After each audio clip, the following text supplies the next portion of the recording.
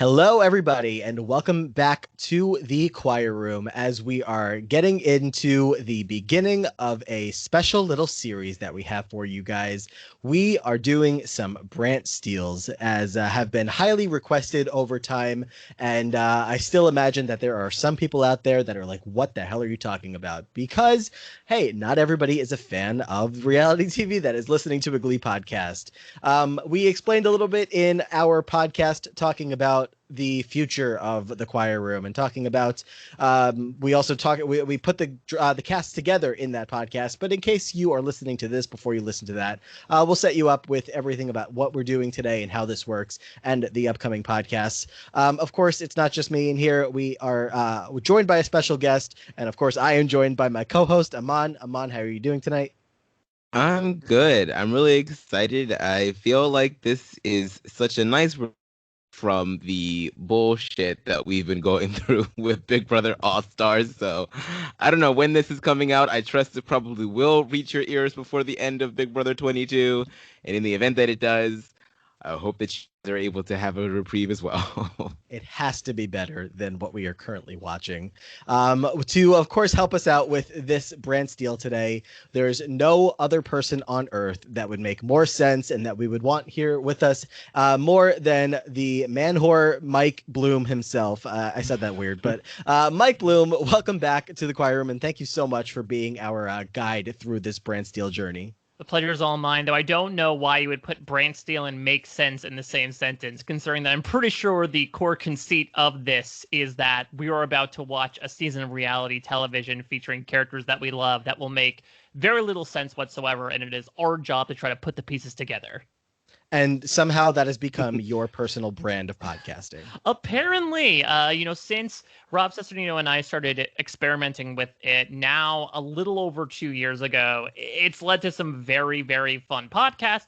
It's led to very big changes in my life. Most recently, we did a Brant steal to determine the tattoo idea that would get inked on my body, and we're about a week out from that winning suggestion showing up on my arm as I'm staring at it right now. So yeah, it's safe to say that Brant steal has come into my life, and I am all the better man for it. Absolutely. Aman, let's do one more time here. Let's set up, we obviously have to set up a couple things. We have to set up, what is Big Brother? The quick version for Glee fans out there who have never dipped their toes in the reality TV water. And then, of course, maybe I'll just turn to Mike after that, and Mike can tell us exactly what Brant steal does here. But Aman, Big Brother in a nutshell.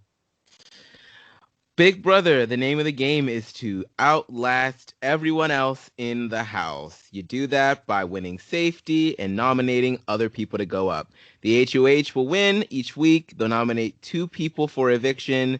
Then there's going to be a power of veto competition, which is going to take place between the HOH, the 2 nominees, 3 people by random draw. 1 of the 6 of those people will win. Take 1 of the people off the block or not, leave them the same. The House will come together, except for the 2 nominees and the HOH. They'll vote on 1 of the nominees to leave. You keep doing it over and over and over again until you get to a final 2, and then the jury of 9. Is it jury of 9 or the jury of 7? What are we doing here? I set it up as a jury of 9. Jury of 9 will vote for the winner of Big Brother. There it is. And Mike, Brant steal essentially is... Brant steal, weird is a good way to describe it. So Brant steal is a set that has been just coming down from reality TV heaven and fell into our laps a few years ago. It is a website that designs some sort of platform that allows you to simulate certain seasons of reality television. You can plug in any cast if you want to. It can be contestants from that show. It can be contestants from a bunch of reality shows, or it has the custom option, as you're about to see, to put in any characters that you want. But essentially, you can either change a bunch of facets in their little profiles that determine how they do, or you can just sort of let it loose and see what chaos unfolds. But they're going to simulate from the very first day to the very last day of a season, have these little players play out in an AI fashion.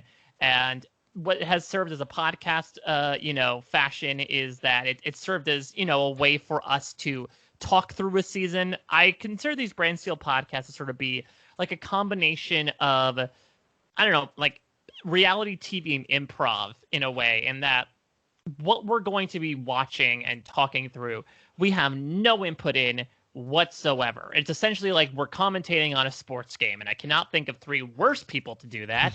But here we are. We're going to talk I through dare you. the moves that people made, and we're going to try to reason through why they did what they did. I highly encourage, if you are interested in this, go to brantsteele.net, BRANTSTEELE.net. They have a bunch out there that I know these guys are going to be dipping their toes into, including Big Brother, Survivor, Drag Race, The Hunger Games. They're really building out their repository with different designs. Wait, they have Drag Race on this bitch too? I did not know that. It's very rudimentary. It's just, hey, so-and-so won the mini challenge, so-and-so won the maxi challenge. So it's not like, what we're going to see is that there are some flavors in some of these simulators, especially when it comes to non-competition events that happen. But, it's something that's a continuous process that's being worked on. But I highly recommend, if people are interested, be sure to check it out, because you can spend a long time just running these simulations, as I have done many a time over the past near 3 years. Mm-hmm. For sure. Yeah. And as I mentioned, of course, to Mike off the podcast, and we'll say again here for public, if we are messing up along the way, please call us out and let us know what we should be doing right, because Mike has done many of these, and this is the first time Aman and I are going through one from start to finish, from the side of controlling things around here. So hopefully we get it all right. If you are listening and you were like, what the hell are they talking about? Just try to buckle in and listen to what's going on. Don't worry too much about it if you slip somewhere along the way and or anything like that. We have a cast of 16 players here. We'll get to that in 1 second. I'm just trying to think if I had anything else that we're supposed to set up here. I don't think so, right? That's about it. Oh, the video. I am recording the video of this. I'm hoping that we'll be able to get it to you guys. Still an amateur on this side of the production things, but I'm sure it's not that hard. So hopefully we can get this up maybe on YouTube so you can watch the video version of it. If not, you got the podcast and you'll get to hear it from directly from us in your ears, as always. Yeah, so and we'll try to also paint this picture as well as much as we can, because we're also going to be talking through this, because again, we're trying to make sense out of nonsense. We usually recommend, and if anything, I think what Matt and Aman can do is save this simulation and maybe attach it in one of their show notes. So if you can't watch the video but you want to follow along as you listen to the audio, you should be able to do that as well. So there are really 3 options to take all this content in. For sure. Yeah, we will definitely work on that, as long as I have a history of losing things that I work on. So we're going to hope that doesn't happen here, and hope for the best. Fine. Look, I'm scarred for literally the rest of my life.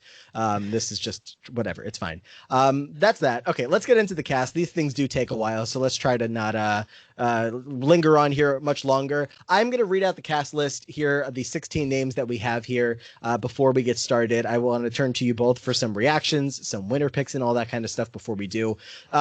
If I didn't set this up yet, today we are doing the Glee adults. A lot of, not everybody, you can't get them all in here, but we picked out 16 adults from the Glee universe, and they're all going to be competing in this Big Brother season, and we're going to see who comes out victorious. Here we have April Rhodes, Brad the piano player, Burt Hummel, his wife Carol Hudson, Coach Sheldon Beiste, Emma Pillsbury, Holly Holiday, former football coach of McKinley, Ken Tenaka, mother of Millie Rose, we have Millie Rose, who may or may not still work in the cafeteria, unclear, Principal Figgins, Coach Roz Washington, former Glee Club director and probably on a lot of lists these days, Sandy Reyerson, somehow made it onto this list. Who knows how. Shelby Corcoran, Sylvester, Terri DeMonaco, also formerly known as Terry Scheuster, and Will Scheuster himself. So we have the adults here. Mike, let me turn to you. I believe this is the first time you are seeing this list. Any standouts here? Winner picks, first boot picks? What are you thinking? Oh, well, this is interesting because, typically you would want to look at the oldest players as probably the first boots. I'm I do not want to insult Sue Sylvester by implying that she is the oldest, because she is also going to be the most powerful. If I'm making some suppositions here, I'm going to predict that Sue sort of has an HOH-itis run where she wins in the first couple weeks and dismantles her alliance just through her arrogance and bossy tactics. I don't know. If I'm gonna have to choose some people that I think are going to do well, I mean, Burt Hummel is the best character on the show. I'm hoping that they don't immediately pick him off, just seeing how damn good he is. I mean, if you're talking about someone who's good at politics, he is a literal congressman. So I think, he is just going to have to be my winner pick, carte blanche. But I'm trying to think of other people who might. I mean, Holly Holiday is such an enigma that I feel like she has that certain magnetism about her, almost in like a Tyler Crispin way, that I could see a lot of people working with her. I think Sandy Reyerson is very subtly deceitful. Right. I mean, you don't have like an undercover career selling weed after you get unceremoniously fired and like still land on your feet if you don't have some skills to you. And Shelby Corcoran, I think if she has her head in the game, I think she's also set up to do really well. Really, any of the vocal adrenaline coaches. So I guess that's Shelby and Will at this point, because Dustin Gooley is not on this. Don't forget Will and Sue. Wait, did you say Will? Yeah, Sue. I said. Oh, I forgot that Sue coached vocal adrenaline. Sue had about 5 minutes there. Yes, I'm probably about as much time as Will did. So yeah, I could see that. I think the vocal adrenaline ones are going to be like the most competitive people. But, Big Brother, especially nowadays, is a lot about likability and social status more than strategic acumen. And so I might want to look to more of those Chumley folks to see who's going to take it here. Yeah. Aman, what are you thinking? First impressions. Yeah, I agree with most of what Mike said. I'm thinking that Sue Sylvester is totally like a Vanessa Russo here. I just don't know if she'll last as long as Vanessa Russo did, but I could totally see that sort of arc going. Millie Rose seems like a ultimate Pawn Star to me, unfortunately. But she's also very sweet. So maybe she's one of the first Pawn Stars to win Big Brother. We'll see.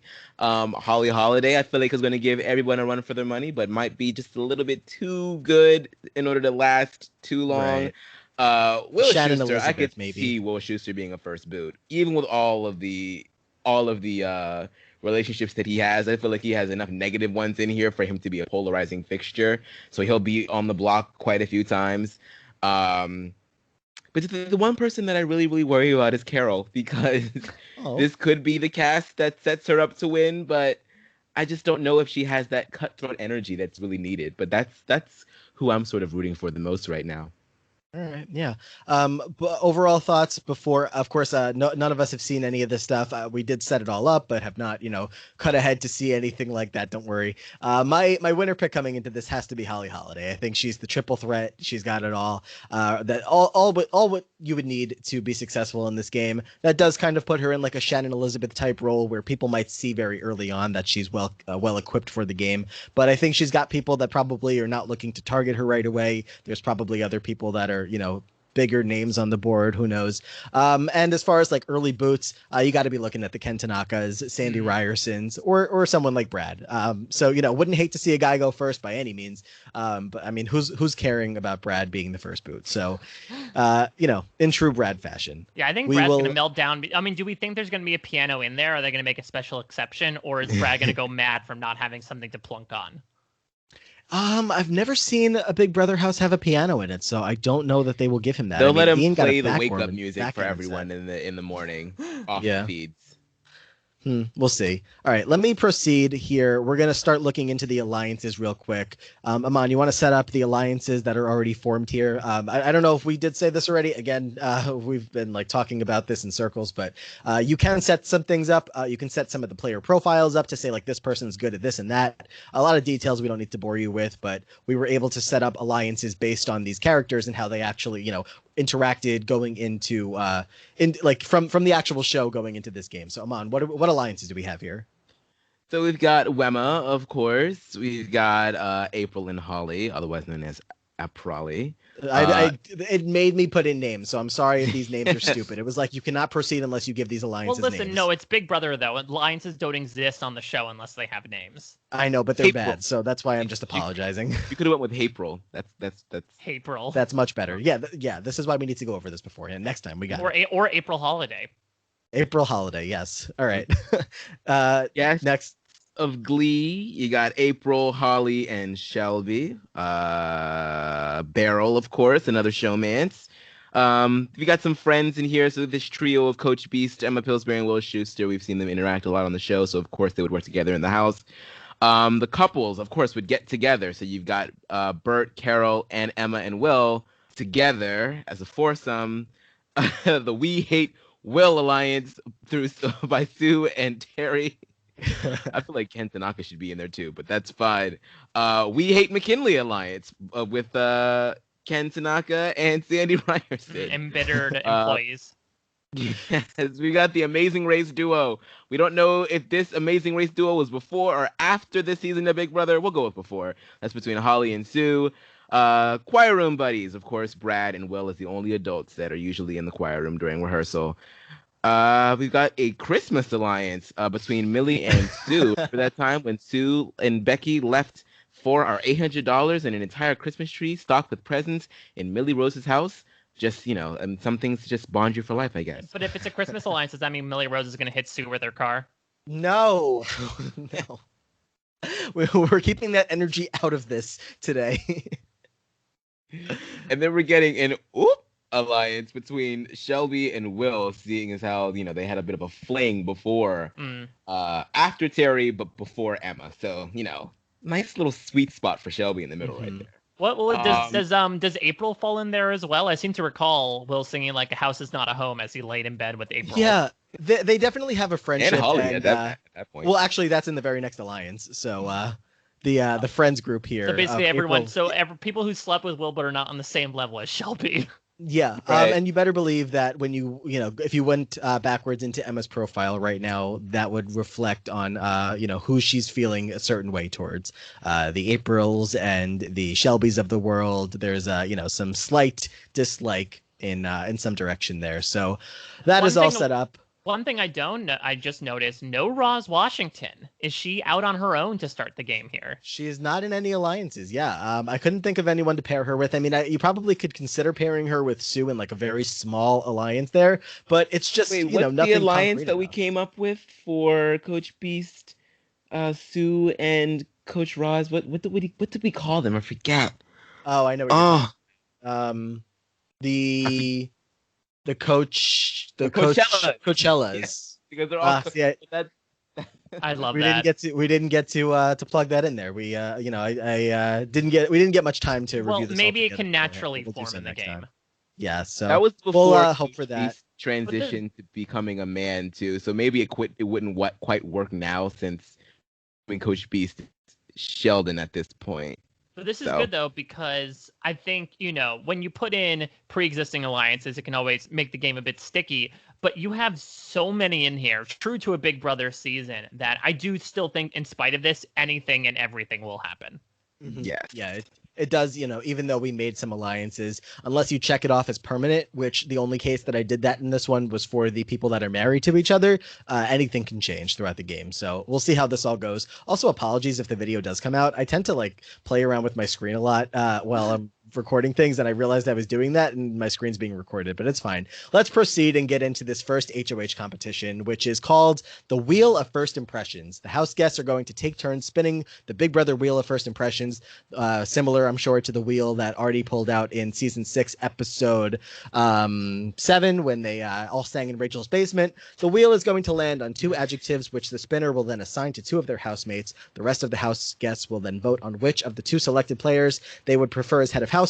When only 2 players remain in the competition, the eliminated players will vote between the 2 for the first head of household. Yeah, I believe this is the first ever HOH competition that was done in season 2. So we're going back old school here. Oh, yeah. Love to see the old school in here. Not going to run through the exact finishing order on every single week, but let's just do it here for this first week. In order of elimination, first person eliminated, Sandy Reyerson, followed by Sylvester, followed by Burt Hummel. Roz Washington, surprising. Well, I think it was that. Well, wasn't it when if the wheel landed on these adjectives, you have to vote that person? So maybe the adjective was like nice and friendly, right. And Burt Hummel got the votes there. He got luck screwed him over there. Oh man. True. Yeah. We have Roz Washington close behind. Millie Rose, Brad, Shelby, Emma, Ken, Principal Figgins, Coach Beiste. We're getting down to it. Will not be the HOH. Carol Hudson will not be the HOH. The competition is going to come down to Terri Scheuster. I will just Wow. April Rhodes and Holly Holiday. Oh, this is either going to be really. I mean, Will Scheuster needs 2 out of the 3 of them to pull this off, or I can imagine he's a very early nominee and fits your little prophecy there, Matt. April Rhodes is the first HOH. Like, give me the mess. Give me the mess week 1. I need it. In third place of this competition, we have Holly Holiday. Okay. April Rhodes or Terri Scheuster, who will hold power for the first time in this Big Brother season. The winner of the first HOH is Terri Scheuster. Oh, no. How did this happen? You are the new head of council. Will sweating. His hair gel's dripping down. This is no good for Will Scheuster and Emma. Terri is going to begin the nomination ceremony. Mike, what do you think? Does it take too long to show the keys? Yeah, let's not show the keys, even if because remember she's going to nominate 2 people, and so those are 12 keys that we're going to be seeing. So we could just show the 2 nominees and then talk through what we think the reasoning are. Even though I believe Terry's going to give her rationale here. All right. So our nominees for this first week, nominated by Terri. Of course, keep in mind there will be a power of veto competition, so these aren't necessarily the final nominees. Is that her speech? Oh, you still got the veto. Don't worry about it. Yeah. That's where she's heading. The nominees for this week are going to be Emma Pillsbury. Damn. I love it. This is telling me I did my job right and setting all this up. So. Oh, I love this. Oh, it just cuts right to the core. The fans are flipping a shit right now that Wemma has been put up on the block. Damn. I mean, like straight to the point. Had to expect it. The Janelle and Kaser, without the relationship aspect, just 2 of the biggest names coming into the game. You knew that they're connected, and this is Will's ex-wife. That is so who do we think that she wants gone? Do we think that she wants Will gone, or do we think that she wants Emma gone? She wants Emma gone. Well, the problem is that Will is so well connected, if you will, that I can imagine so many people would rather just get rid of Emma. They'd rather keep Will than keep Emma. Yeah, let's see how this is going to go. We're going to proceed in the week. Does it matter who's playing for the POV? May as well. Yeah, let's see. Terri is going to draw Millie to participate in the veto. Emma is going to draw Coach Beiste, and Will is going to draw Burt. Emma had house guest choice, so she selected Coach Beiste to participate. Not a bad pick, of course. That is, a little bit of that friendship alliance that's coming into play. So it sounds good. I don't know. I mean, this is a pretty good draw for Wemma, because I can imagine that Burt Hummel or Coach Beiste would probably save one of them. And I feel like Millie would too, because I mean, Mr. Schue did help her daughter in the Glee club, so yeah. True, though. I wonder if she holds any resentment to the whole, like, it got disbanded and she got transferred to other schools thing. Blame Sue! Blame Sue for that. We're going to go over to the Tumblin Dice veto, which is, of course, when each house guest is going to choose an opponent inside that ring, stand inside the large dice, and race to get to a certain number facing up. Whoever does so first will win the veto. We are going to see that Millie Rose is going to finish last in this competition and not win the veto. Burt Hummel finishes 5th. Will Scheuster, one of the nominees. He needed that. Needed that. 4th. Yeah. So it's going to come down to Coach Beiste, Terri, and Emma. Pretty big players in here. You could easily see the veto being used by 2 out of 3 of them. So I mean, you could see Coach Beiste just like slamming into that dice, right? Like it's basically like one big tackle dummy cage that she's trapped. Yeah, and she's a football coach. She's all about like strategy and thinking ahead. So like knowing which way to flip that die to make it, where she needs it to be. Where he needs it to be. Excuse me. That's totally within his talent range. Yeah. So let's see how this is going to finish out. 3rd place in this veto competition is going to be Emma Pillsbury. Okay. Tough luck for these nominees, and the winner of the power of veto in this first week of Big Brother is going to be Terri. Terri has won. Rigged. Cancel the season. Player Terri Scheuster. You have won the golden power of veto. I mean, you were making the Shannon Elizabeth comparison to other players before. It looks like Terri is the one to step into that role. HOH and POV in the first week. She is not making things great for herself when she inevitably ends up on the block very soon. Oh man, yeah, this is tough. I mean, it's the nominees are going to be locked in. She has no reason to change it. She's going to want, of course, to split these two up. Like this is like if I could get Terri on the phone right now and tell her what was going on, or maybe just the actress Jessalyn Gilsif, if I could get her on the phone, she would be like, Terri would be living her best life right now. So that's no surprise that she is going for the power here. We're going to proceed on, and Emma and Will state why they should be saved at the veto ceremony. Is Terri going to use it? Let's Probably see. Not. Terri has not used the power of veto. The final nominees of the week are going to be Emma Pillsbury and Will Scheuster. Yo, Terri sucks. Yo. I mean, How did you do this to America's couple? I think she's owning it, though. Like, I think she's totally in the diary room being like, I need to, like, you know, this couple broke up my marriage. Now I'm going to break up their coupleship and, you know, to get revenge. And so I think there is some history gone in, as Matt sort of alluded to with his alliance ratings and everything. Now, that being said, we're going to get into the craziest part of the week right now, which are the house events. And who knows, honestly, the way that this goes sometimes, as much as we say Will Scheuster is probably the safer bet to stay this week, things might honestly turn against him at the last second. Mm-hmm. Yeah, I know he has people on his side, but it's, you know, especially with Terri in power, it could go either way. If they do what the HOH wants, he's going. Like I just feel like Sue and Terri probably got something going on too. So like I would not be surprised if Will does not survive this week at all. How crazy would that be? Let's proceed on. House events. Aman, what do we have going on in the house this week? So Sandy earns extra money for this week's budget in a task. I guess it's selling weed. Yeah. It's literally they're giving him weed like, hey, the house guests are a little on edge. See if you can sell this weed to earn some extra money. Exactly. Them diary rooms. Oh, man.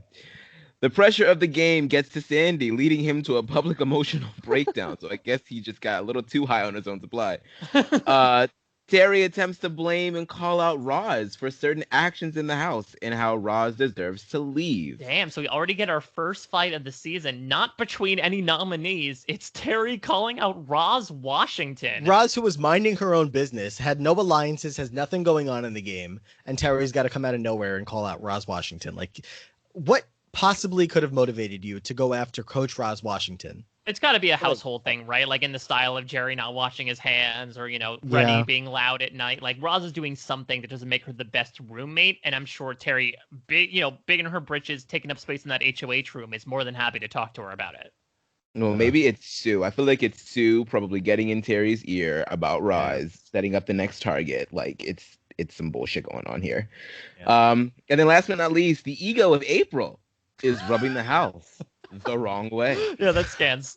I'm on Broadway. I'm the one-woman show. It's amazing. And when I get out of here, I'm gonna go delivery back. One night, she got a little bit too drunk, started singing to some high notes. Wouldn't shut the hell up. All right. Well, that's what's going on. Skippy was really pissed because they had to replace all the cameras that cracked after she sang the high notes. Yes. For sure. We're going to proceed on, get to the eviction vote. Will and Emma are both going to give speeches about why they should stay. I believe we can see the votes here. Is that what's show the votes? Okay. Let's do it for this first vote. Why not? April is going to vote to evict Emma. Of course, keeping Will in the house, that makes sense. Brad is going to vote to evict Emma Pillsbury as well. Burt Hummel is going to vote to evict Emma. We are looking at 3 votes.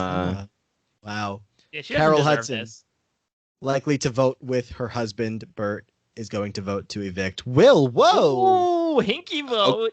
Girl power. Hey, Carol. Let's see. Okay, yeah, girl power it is. Coach Beiste is going to vote to evict Emma, keeping Will in the house.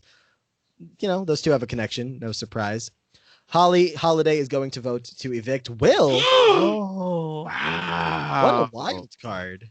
I mean, this could, to your point, this could be like a girl power thing, right? Like everyone being like, we need to get rid of Will here. He's too likable. Sort of like a Brian Hart situation of like, he's outplayed himself too much. Let's get rid of him ASAP. This is the only opportunity we have. We're looking pretty. The Will votes are coming in. Let's see. Ken's vote. I don't know that Ken's going to evict Emma. Ken is going to vote to evict Will. Yeah. Definitely. Wow, a he's vote. still holding a torch for her. He's in love with Emma. Like, of course. Of like course. an Emma with no Will. Come on. Do you think there's gonna be like a Beast Mode Cowboy thing where Ken approaches Emma if she stays and it's like, just so you know, I voted to keep you. Like I rallied the votes to keep you. I'm your knight in shining armor. Yeah, these two were almost got married once. Of course, he's gonna Beast Mode Coach Boy. Mm-hmm. Okay, yeah, let's go with that.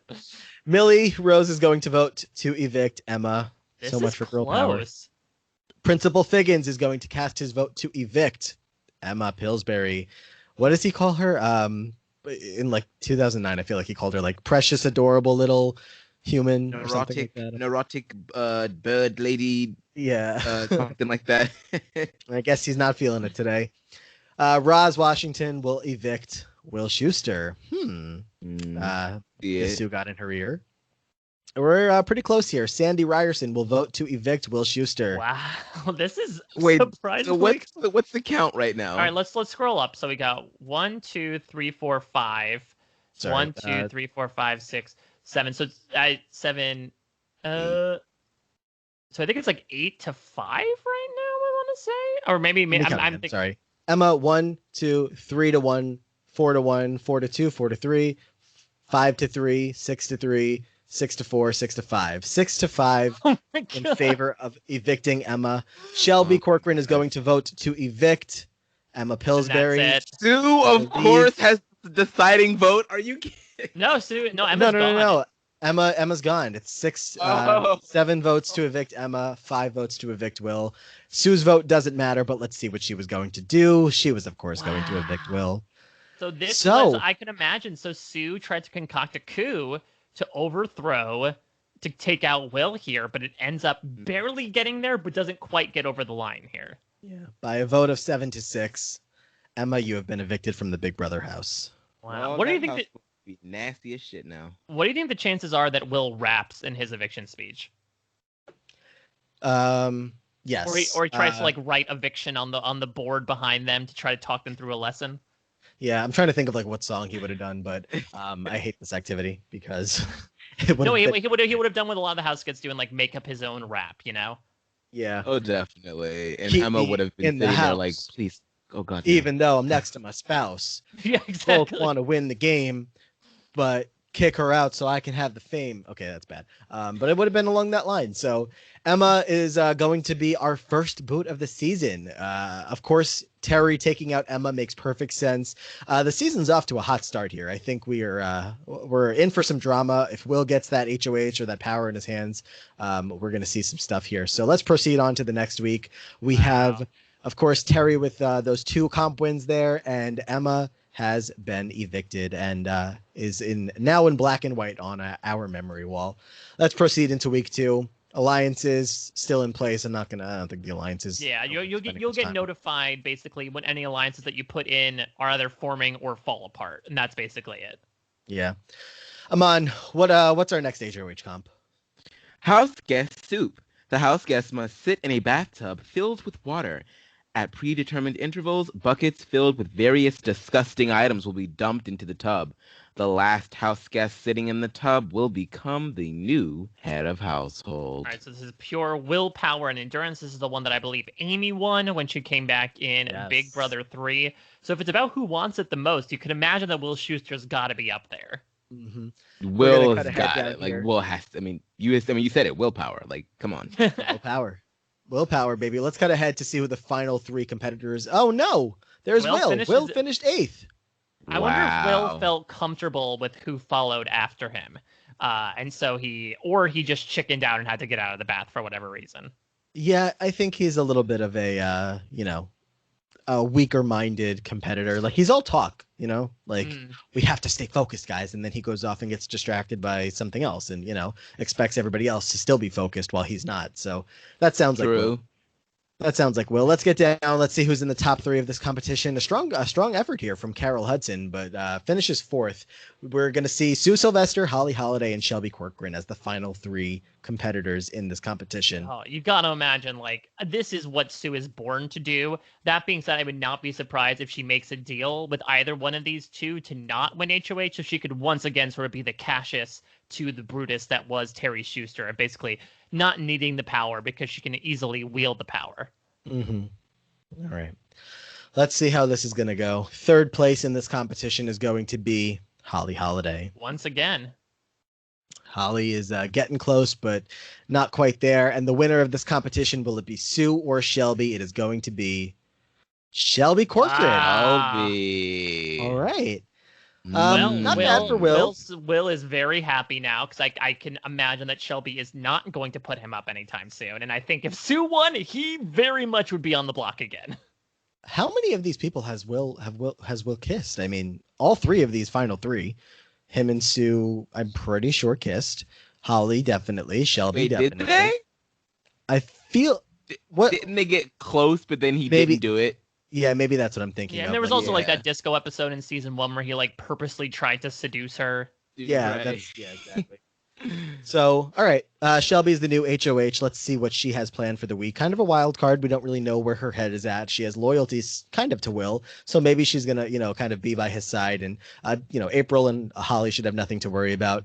The nominees here are going to be Coach Beiste and Roz Washington. Wow, she hates sports.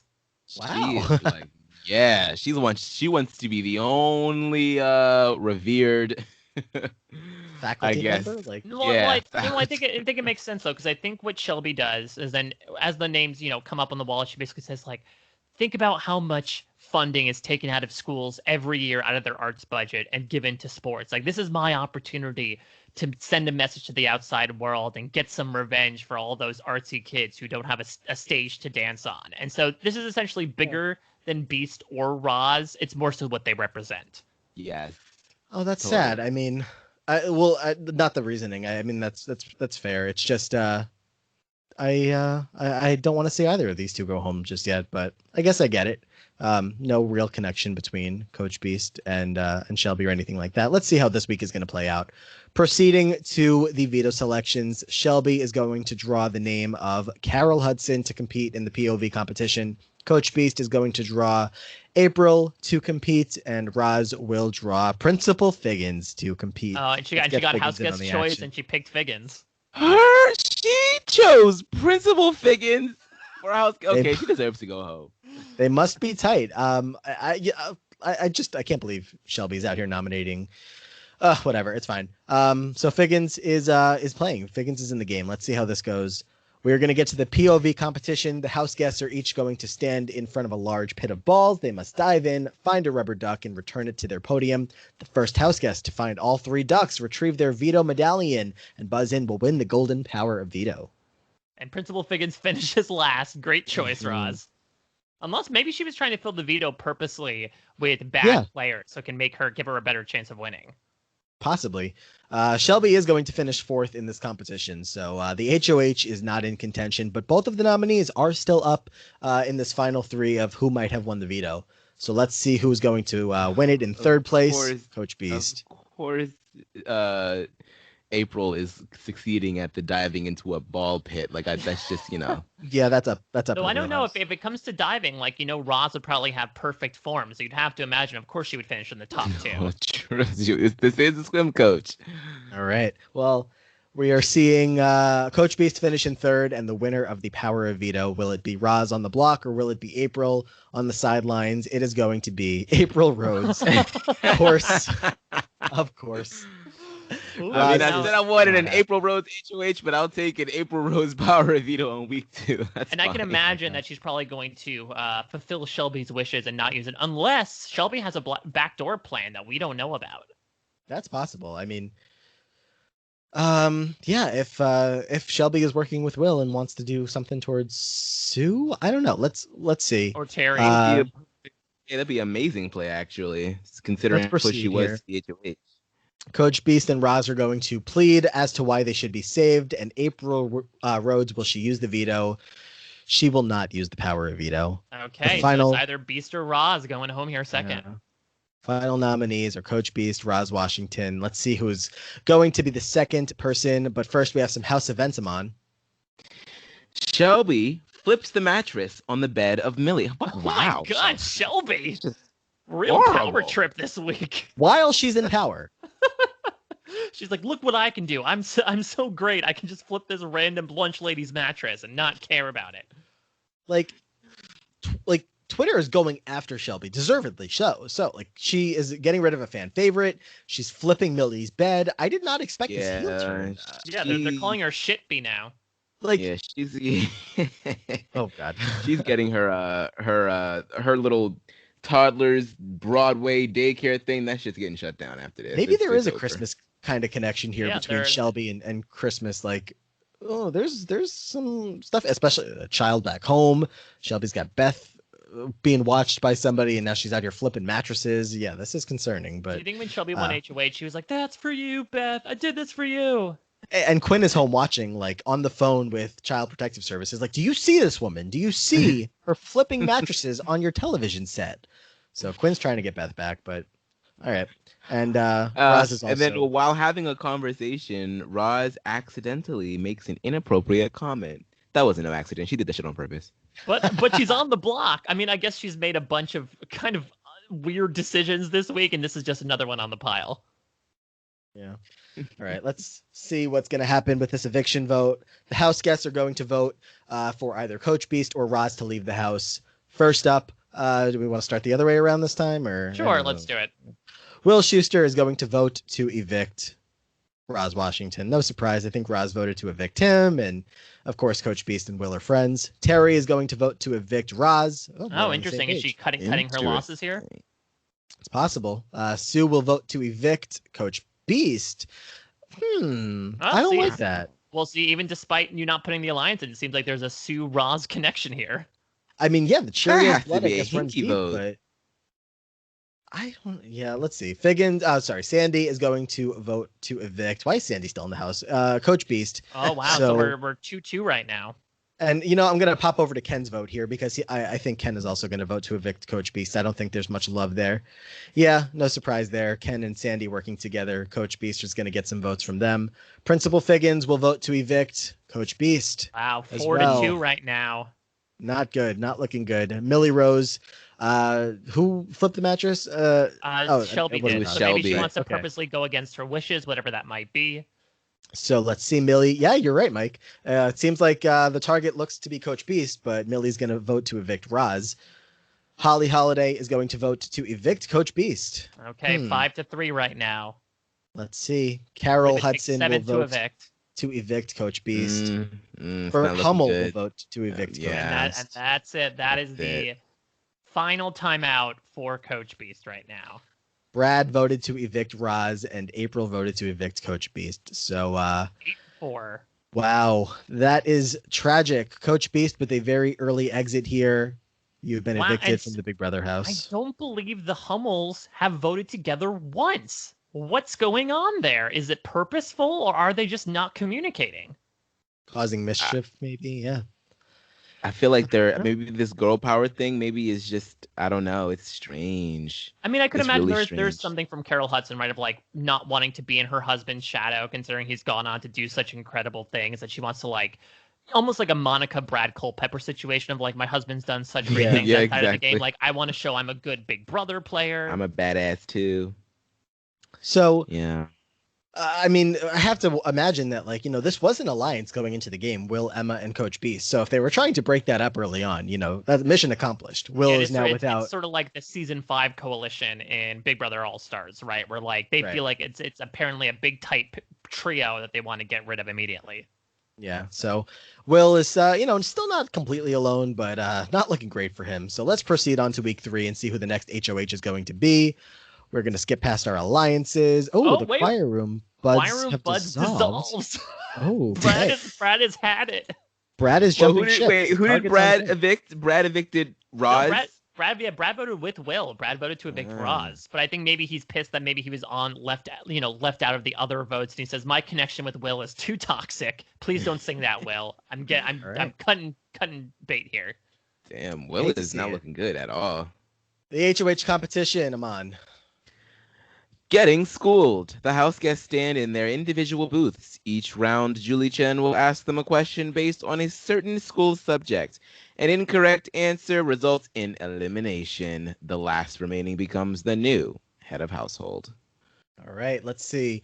Anybody noteworthy along the way? Roz coming off the block. As April, is it like close to last place? Yeah, Ken Tanaka finishes in last, which makes sense because I don't think he's exactly the smartest. The old noodle isn't what she used to be. Yeah, we got Roz coming off the block, finishing in 9th place. Sue, Terry are not winning this 7th week. place. Interesting. Will finishes in 4th, and our top 3 right now are the Hummel Hudsons, Carol and Burt, and Sandy Reyerson. That would be an interesting HOH. Oh, God, no. I'm so scared. I feel like this is going in a scary direction. In 3rd place, thank God. Sandy Reyerson. Sandy needs to be pre-jury. I don't give a damn. He needs This to is going to be a good week. We have to have a good week ahead of us. Burt or Carol are winning HOH. They would never let us down. The winner doesn't really matter. They're going to, be doing the same kind of thing. Burt Hummel. What? Oh, snap. What week ahead of us. I think Sue might be out of here.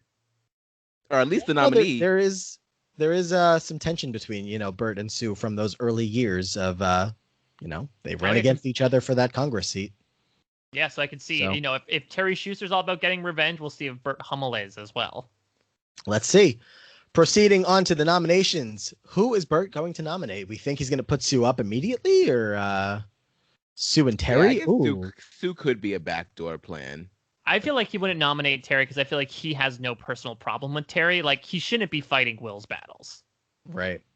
Let's see how this goes. The nominations for the week are going to be April, Rhodes, and Sue Sylvester. April's got to be a pawn, right? Yeah, April's a pawn. She's a pawn. All right. April and Sue are up for eviction. No surprise on the Sue end of things. Time to pick players for the veto. Burt is going to draw Ken Tanaka to participate. April will pick Carol, and that's good for Burt. And Sue is going to draw Millie. So Sue's out of here. let's see how this one goes. Time for the veto competition. It is the Morph-O-Matic competition. Oh, wow, they already did it. Oh, this is what a lot of fans do during Glee, right? They take a bunch of faces and smash them together. It's essentially the ship competition. Exactly. The house guests are going to compete to take all of the faces that I'm sure maybe 2 of them were studying in the house to see who can pick out the names of the house guests that are involved in the face morph the fastest. April will not win this competition. Neither will Millie or Carol. Our final 3 will come down to Ken Tanaka, HOH Burt Hummel, or on the block Sue Sylvester. For the chaos of it all, I kind of want Sue to win just to see what Burt will do. Oh, for sure. For sure. We want Sue to stay. 3rd place of this competition will be Burt Hummel. Ken Tanaka wins a freaking Morph-O-Matic. That would be insane. The winner of the power of veto between Ken Tanaka and Sue Sylvester is going to be Ken Tanaka. Wow. We have yet to see a nominee win. Ken Tanaka is our veto winner of the week. I'm just so surprised that all these non-nominees are like not throwing it, or maybe some of them are. Right? Like, and he has no connection to these 2, so I don't. Unless maybe there was some kind of. I feel like he could be pissed off at Sue because Sue ultimately was the one that tried to push him and Emma together, and that failed. So let's see how this goes. Is Ken going to use his veto on April or Sue? He is not going to use his veto. We might lose another big hitter here between April and Sue. I hate There's this. no way April goes here. There's no way. I don't know. I mean, it could be if Sue's able to rally enough votes. I mean, she was able to, if she was part of the plan to get rid of Coach Beiste last week, like there might be some numbers on her side. Mike, you want to run us through the house events of this week? Sure. So Holly Holiday is going to hold a house meeting to apologize for her behavior in the house. It is well received, which makes sense. What did she do? Well, she's trying to hawk these products. Holly Holiday has really gotten into like these really over-the-line beauty stuff ever since, coming into Big Brother. And I think she's been trying to sell a bit too much of it, to the point where people were thinking it was another Sandy-esque task. Speaking of Sandy finds Ken creepy and tells the other house guests. So much for the We Hate Will Scheuster alliance. Sandy's a rat. Yeah, you had to know if there was any alliance that was going to completely implode. Brad and Will was up there, and we already saw that. Ken and Sandy definitely make sense. What about the former Acafellas connection? No, it's was Ken an Acapella? Yeah, I believe I think it was him, Will, Puck, and Finn Howard with Sandy in there. Yeah. Roz and Principal Figgins bond slightly. This is a little relationship that's being kindled, right? She picked him for the veto last round. Now they're having a bit of a bond. Mm-hmm. All right. This is interesting. Brad attempts to blame and call out April for certain actions in the house and how April deserves to leave. Brad is popping off this week, guys. Yeah, he was sitting pretty, so much so. Like, and now he's over here trying to call out April of all people. And we knew that underneath it all, that Brad always had this like anger within him that, like he was always like angry at somebody. So April must have come in the room, spilled some champagne on the piano, and that's where we're at here. So Brad is. I mean, really adding insult to injury for April. She's up on the block, and now Brad is yelling at her, the guy who never talks. But as much as we were talking about Terri Scheuster really riding high in the first week, apparently due to the mental stress of the game, she's isolating herself from the rest of the house. What do we think this is? This is homesickness? This is her not being upset for not winning as much? I think maybe Sue being the one to go out of there, and Sue is totally anti-Will, and the thought of April staying over Sue might be getting to her. Yeah, definitely makes sense over here for Terri. So let's see how this is going to continue on. April and Sue face eviction. They give speeches about why they should stay, and the house guests are going to vote. Up first is Brad. I have to imagine he is voting to evict April, and yes, he is. Carol. Let's see. Carol's vote might indicate... Brad would be like the "I happily vote to evict April Rhodes" type of thing. Mm-hmm. Yeah, like beyond happy to talk to Julie there and do that. Carol might be indicating here what Burt wanted for the week. I don't know. They haven't voted together the entire time. Yeah, that's true. Let's see. She's going to vote to evict April Rhodes. Wow. Holly, no way she's voting for April. She's had it with that floozy. If Holly votes for April, what world are we living in? What? Whoa, we're living in this world, man. What? Has everyone just ditched April Rose? These two were not an unbreakable alliance. They were in an alliance, but I mean, if the whole house is against April, what's Holly gonna do? Like expose herself as, I don't think the whole house is against April. I think Sue did something. That's what I think happened. All right, well let's see. These are Tenaka. 3 votes. This is 3 out of 11 votes, I think. Yeah, but Holly voting to evict April, that is something. Holly is a cutthroat player, though. I'm not the most surprised. Very surprised, though. Ken's going to vote to evict April. Millie votes to evict April. Wow. Could this be unanimous? Could Sue Sylvester Principal Figgins. Of course, Principal Figgins votes to evict Sue. So do you think this is a hinky vote, or do you think Figgins just didn't know what was going on? The latter. For sure, the latter. Roz Washington will vote to evict Sue Sylvester. So much for that possibly being an alliance. Everybody's just turning on their friends. We have new bonds being formed. Sandy Reyerson will vote to evict Sue Sylvester. Oh my God. Wait a minute. Oh no. Shelby has to evict Sue. She has to. I mean, but Holly did, but votes to evict Sue. Shelby, was working with April and Holly, even though Holly voted to evict April. Okay, well, here's the Terri thing. and Will. This Terri Scheuster, because we're at 5-4 right now. Is Terri Scheuster going to evict Sue? The person that we suspected was the one that was really leading her HOH the first week. Terri Scheuster is going to vote to evict April Rhodes. Okay, I think that's it for April. Point. April is out of here. Will Scheuster will vote to evict Sue, returning the favor from weeks earlier. Can we scroll up here, because I just want to break this down a little bit. Okay, so it looks like the people who voted out, Sue, right, were Figgins, Roz, Sandy Reyerson, Shelby, and Will. So you think it was Will trying to whip the votes? I would imagine that Shelby would want to vote with him. And then maybe another group just got together and said it's time to get rid of April here. Yeah. Yeah. I mean, so Terri probably led that charge. Terri did not want to see Sue go. But why did Holly vote to evict April? She was the linchpin vote. It was 6-5. Yeah. I mean, if that's the case, then Terri Scheuster did an awesome job. I think that's what it was. I think that either Terri or Sue, probably Sue, was able to pull Holly Holiday aside from her Shelby, April, Holly triangle and basically be like, listen, if you get rid of April, you're going to get closer to Shelby. Right now, you're number 3 in the pecking order. Let's work your way up to number 2. Holly took the bait, hook, line, and sinker, and decided to keep Sue for that very reason. Damn.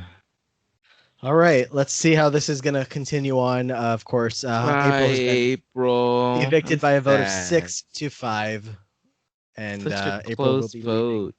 the Big Brother house. Yeah, some Very real close here. votes. I think it was what? It was like 7-6 the first week, and then these people are not afraid to go against the majority. That is very clear. This pre-jury sucks. How the fuck are Sandy, Ken, and Brad still in this house? What is going on here? Remember when we thought that it was going to be so much better than DB22? What a thought we had for a Ken brief Tanaka second. won a POV, so yeah. Let's keep moving here. Proceeding into week 4, we have the alliances look the same, except for We Hate McKinley is dissolving. So Sandy and Ken going on their own ways. I think Sandy found out that Ken was talking shit about him behind his back, and so or the opposite way, and so Ken's like, it was I a don't need to weaker put up group with this. Anyway. Yeah. Oh, and I forgot that Holly and Sue had the Amazing Race Alliance, so of course Holly wasn't, locked in on evicting April. Which I think is stronger, and which I think is stronger than the Guest of Glee alliance, right? I think that was like a 6. Didn't Holly have like 2 different alliances with April? She did. She had like a final 2 with April. But the Guest of Glee is only at a 7, so her loyalty was much more to Sue than it was to April. Yeah, I mean, she was gonna run around the world with Sue, but her and April were about to go off on like a gay cruise ship and gain up all the attention there when they left at the end of episode 100. But all right, let's see what's going to happen this week. This HOH is King of the Jungle. House guests are going to swing on swinging vines that periodically slam into the wall. The last house guest remaining on their vine becomes the new HOH. So we've got an endurance comp on our hands. Wow, I'm surprised Brad finishes in last, considering all he does is sit all day. That's true. Principal Figgins close behind. Roz Washington, Sandy, Shelby, Will, Terry, Ken, Holly, and our final 3. Okay, Millie, go off, Millie. Go off, Millie. I'm so here for it. No, I'm here for Sue Sylvester winning right now. All women final 3 in this competition. Sue, Millie, and Carol are the final 3 of this competition. But in 3rd place, we're going to see Sue Sylvester finish. And endurance comp, either Millie or Carol have won. And the winner is going to be Millie Rose. Come through, Millie. Millie Rose sat on that vine and did not let go, and she is the winner of this head of household competition. A total wild card going into this week. We have no idea, what she's going to do. I mean, I guess should we look at the people who voted out Sue, maybe, and think maybe 2 out of those 5, I think it was, are gonna possibly go here. Maybe we see another Will on the block. I don't know. Say that again. Who did she vote out? She voted out. She voted out April. Right. Okay. There was that was the Christmas alliance with Sue.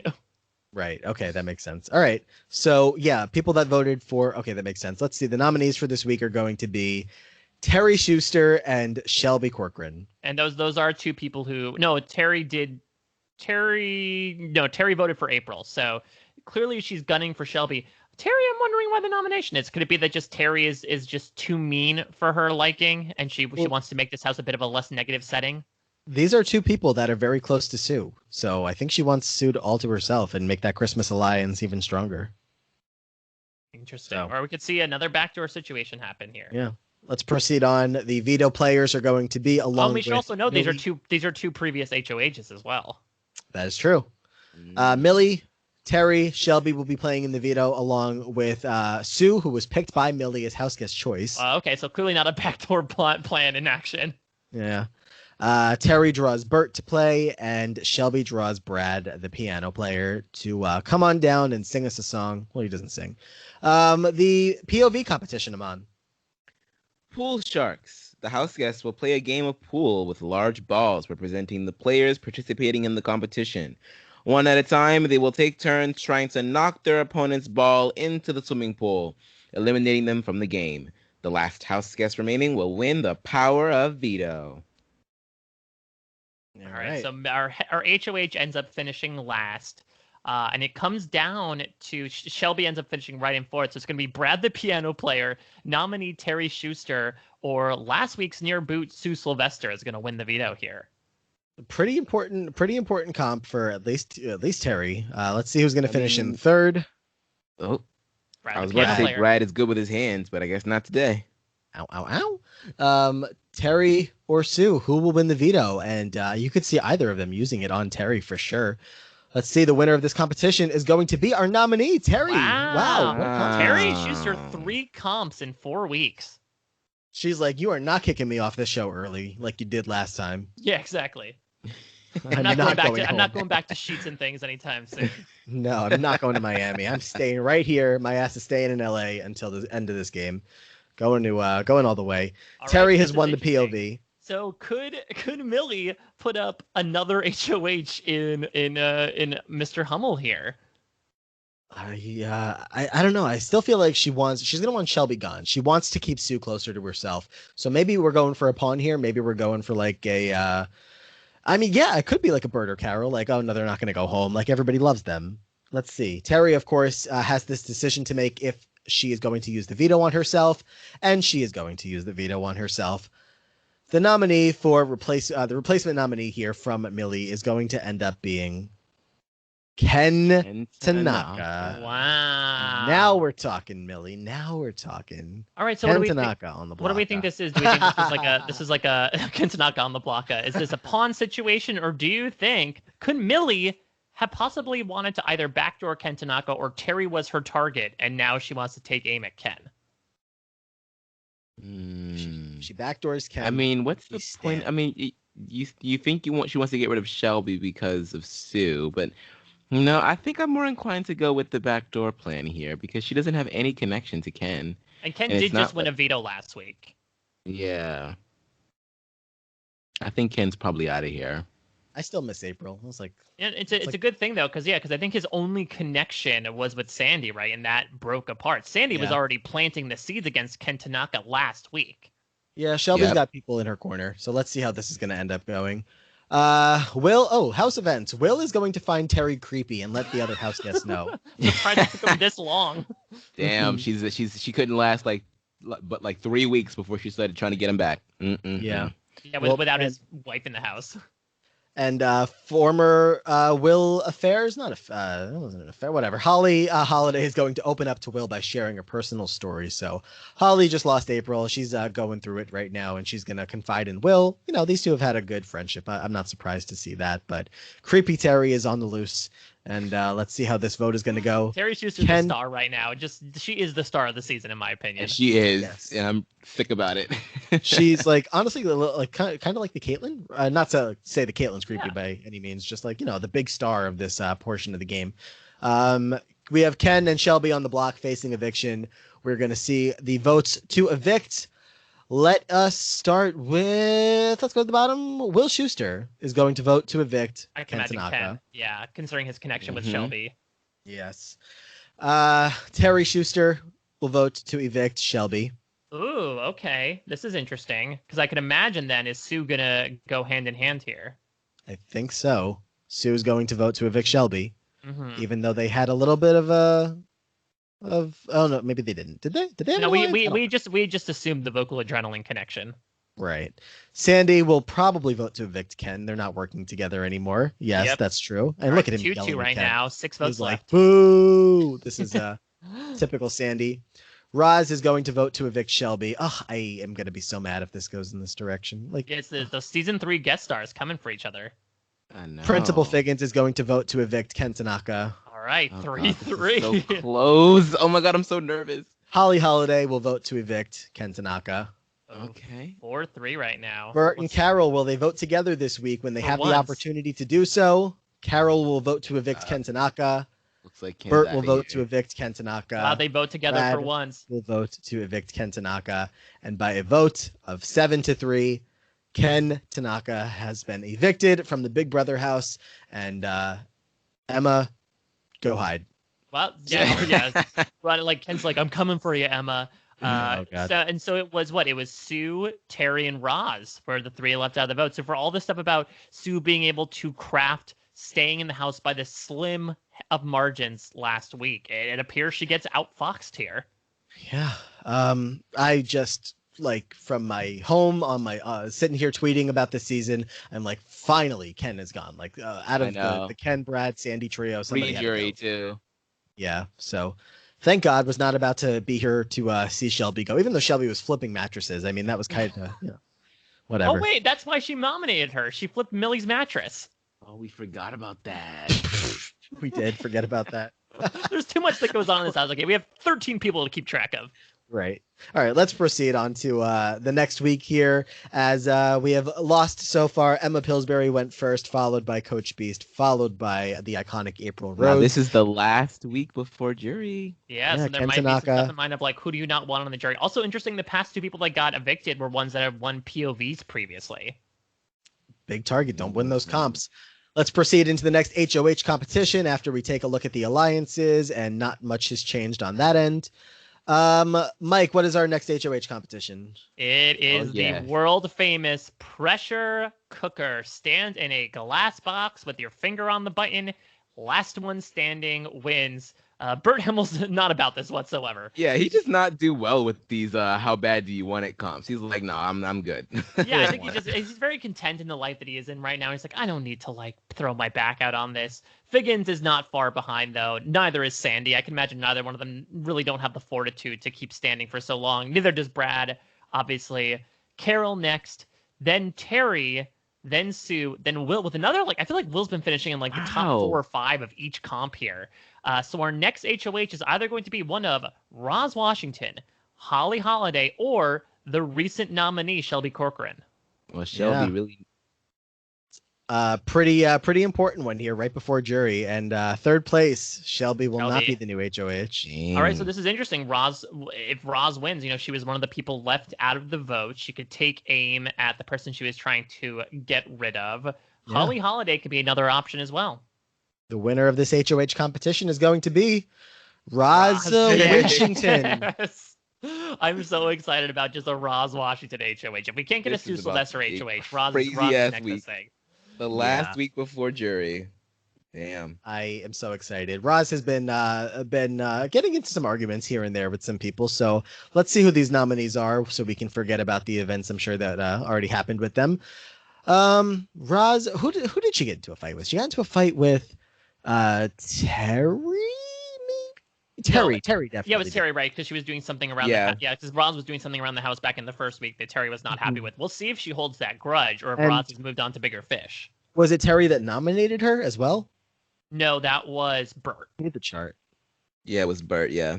Okay, so the nominees will be Terry and Sue. She's going after the We Hate Willers.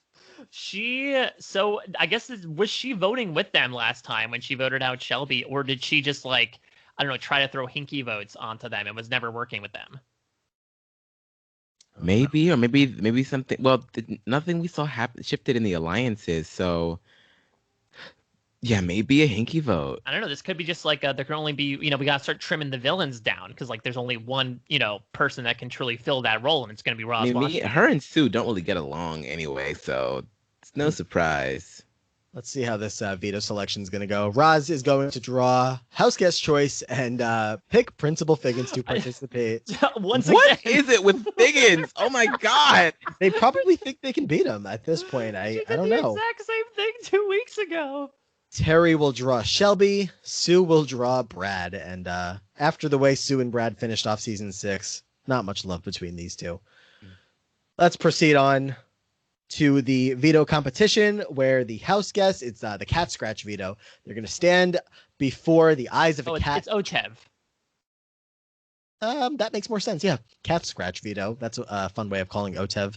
Otev. Each round, he will give a word or word phrase related to Big Brother. The house guests search the yard for the rat with the clue that pertains to the word or phrase. The last house guest to return each round is eliminated. And of course, we're going to see Shelby is going to go out first in this HOH competition. Brad will go out in the next round. Figgins, not too bad here, finishes 4th. Could be better, could be worse. But the final 3 is going to include our nominees and our HOH. So we've got a lot at stake here. Terry, Sue, or Roz, who will win the veto? In 3rd place, Sue is not our veto winner. Can't win anything. Yeah, I can imagine, like, especially when it comes down to these 3, like, there's going to be some brawling in those mud pits, right, to grab onto these rats. Yeah, Sue calls herself 34. I mean, her body seems to be telling her otherwise, but I don't know. It's either Terry winning this veto to likely pull herself off the block, or Coach Roz winning the veto to probably keep nominees the same. I think I'm down for a nominee to come down here. So let's. I think I'm down. Terry Scheuster's been the star so far. I want her to make jury here. Let's see how this is going to go. The winner of this competition, the winner of OTEV, is going to be Terri Scheuster. Yeah. What? Second week in a row, she's won POV and saved herself. What a damn comp beast Terri Scheuster is. She 3 is POVs and 1 HOH. Like I said, Terry's not going anywhere. She said, I'm not leaving here until the end of these 99 days. I'm staying in LA. The veto ceremony is going to roll around, and it seems likely that Terry will use the veto on herself, and of course, she is going to. Who's Roz putting up? That's a good question. Place, so I guess Terry? if the question is if she wants to get rid of Sue, she could very easily put up basically anyone next to her. So I'm really put Shelby up again because they don't not getting any new blood on their hands, or do you? She could nominate Burt just tit for tat for nominating her. Yeah. Let's see. The replacement nominee is going to be Shelby. Wow, Shelby's the pawn star of this game. Who would have thought? This is tough. I don't like this at all. We're going to have 4 out of the 5 pre-jury members. Oh, I'm sorry. 3 out of the 5 pre-jury members be women. Not my favorite outcome, but let's proceed on. The ego of Terry is rubbing the house the wrong way. Well, she's safe, so tough one. She's safe. Will is going to tell a heartfelt story about why he needs the money. Of course he does. Of course he does. Danny is at home and he's growing so old, and I quit Vocal Adrenaline because they were horrible people, and now New Directions are not paying enough money. Remember that time that I quit my job temporarily to work on an arts council in Washington? What was that about? Yeah. And Aman, a banner flies over the backyard. Banner flies over the backyard reading Brad is not to be trusted. Wow. Wow. Do you think it was from the other kids in the band just like being like, what is Brad doing? He needs to go home right now. This is wild. I mean, they're probably pissed off. I think it's the fans. They're pissed off because he called out April Rhodes those many weeks ago, and so the wall yellers are coming back to roost. Yeah, let's move on here and see the eviction vote. Of course, Shelby versus Sue. This is a big vote here. Let's see how it's going to go. Brad. I would imagine that like Sue was able to avoid eviction. These two were actually able to avoid the last 2 evictions. But I feel like Sue is going to be more well protected here over Shelby. Yeah, I think so too. And, if you're looking for good TV, we want to keep Sue around. And that's what she gets for flipping the mattress. So, Millie's she should have done that all the way back in week 2. A very good point. Let's see who Brad's going to vote for. He will vote to evict Sue Sylvester. Oh. We've got Burt and Carol still both in the game. So that's cool. And they're going to vote to evict Sue, both of them. Dang. No. Sue might be out. Yeah, so we're 8 votes to evict right now. Sue currently has 3. Holly Holiday likely to evict Shelby here. That bond with Sue is a little bit stronger, but she votes to evict. Yo, she's a back. She has no loyalty. She don't give a fuck. I'm here for it though. I'm here for deceptive ass Holly Holiday. Guys, it looks like Sue's gone. Sue needs to get all of the rest of the 5 votes on the board in order to stay, and Millie is going to vote to evict Shelby. So we're I mean never forget the mattress. Principal Figgins will vote to evict Sue. Sandy votes to evict Shelby. Terry votes to evict Shelby. Sandy votes to evict Sue. Terry votes to evict Shelby, and Will votes to evict Sue yet again. So Will won. So Terry won. To see. Yeah, so Terry staying loyal, and Millie just continually wanting to recompense on Shelby for flipping that mattress. Yeah. By a vote of 7-2, Sue, you have been evicted from the Big Brother house. Wow. What does Sue do on the way out of the house? They were like, we cannot have her in jury. She's got to go. I think Sue, much like the movie One Flew Over the Cuckoo's Nest, like doesn't walk out the door. She takes the coffee table and like throws it through a wall to create a hole, and then just walks out. Mm-hmm. The music, of course, Aman, that surely plays in the background. Sue was lucky to make it this far. I mean, 5 weeks in. And look, she has like something she could be proud of. She was able to mastermind, April going home against her when she was the dead on arrival target in week 3. I think she should be happy with. She didn't make it all the way, but she was a big name coming into this. Yeah, for sure. I expected a early exit, so I guess hard to be too surprised here. But All right, we are into the jury phase. We have lost Sue right beforehand. That's a tough loss here, but let's proceed on. The alliances are still looking the same. Yeah, but with Sue gone, they are significantly less. Yeah, for sure. A lot less grouping there. Aman, what is our next HOH? Big opportunity. The house guests enter the Easter-themed backyard with their feet tied together. They must maneuver an Easter egg through chicken wire to get it out. They must then hop it over to the other side and place it down. The first house guest to collect 12 eggs will become the new head of household. In addition, the house guests who have collected the least amount of eggs at the end will wear a chicken suit for part of the week. Oh, and nice. So that's gonna be what? Sandy, Brad, Millie, and Burt, I think, were the bottom 4 finishers. Yes. Will close behind. Carol is not doing well. Shelby's not doing well. Our final 3 in this competition will come down to Holly, Terri, and Principal Figgins. Oh, I want a Terri Scheuster HOH again. Yeah. I want her to just keep racking up those wins. Let's just start the jury off right. Terri Scheuster. Yeah. Mike, you jinxed it. I know, I definitely did. But I think a Holly Holiday HOH could be fun as well. I'm looking for the Principal Figgins HOH here. I think Holly's fine. Well, I think Roz Washington's definitely safe if he's HOH. Let's see how this goes. The winner of the Chicken Wire HOH, Holly or Figgins, it is Holly Holiday. Holly coming into some power. And you know what? But you never ask. I thought you'd never ask, indeed. I mean, she just backstabbed both her number 1 allies. Like, she definitely needs it now. I love it. Yeah. Holly is she is bathed in blood at this point, and it's not just because that's a beauty treatment. Like, she is so happy to make moves, and that means I would not be surprised if we get some pretty cutthroat nominees here. Yeah, I don't know who to quite expect. Hopefully, can we please throw Sandy? And she's gonna put up Will and. No, I mean, I would not be surprised if we see a Terri nominee here for the 3rd week in a row. Let's see. Terri and Principal Figgins. So the 2 people she was right at the end with there in the competition. She could just easily be like, well, you were closest to me, so I want to get rid of the threats. Yeah.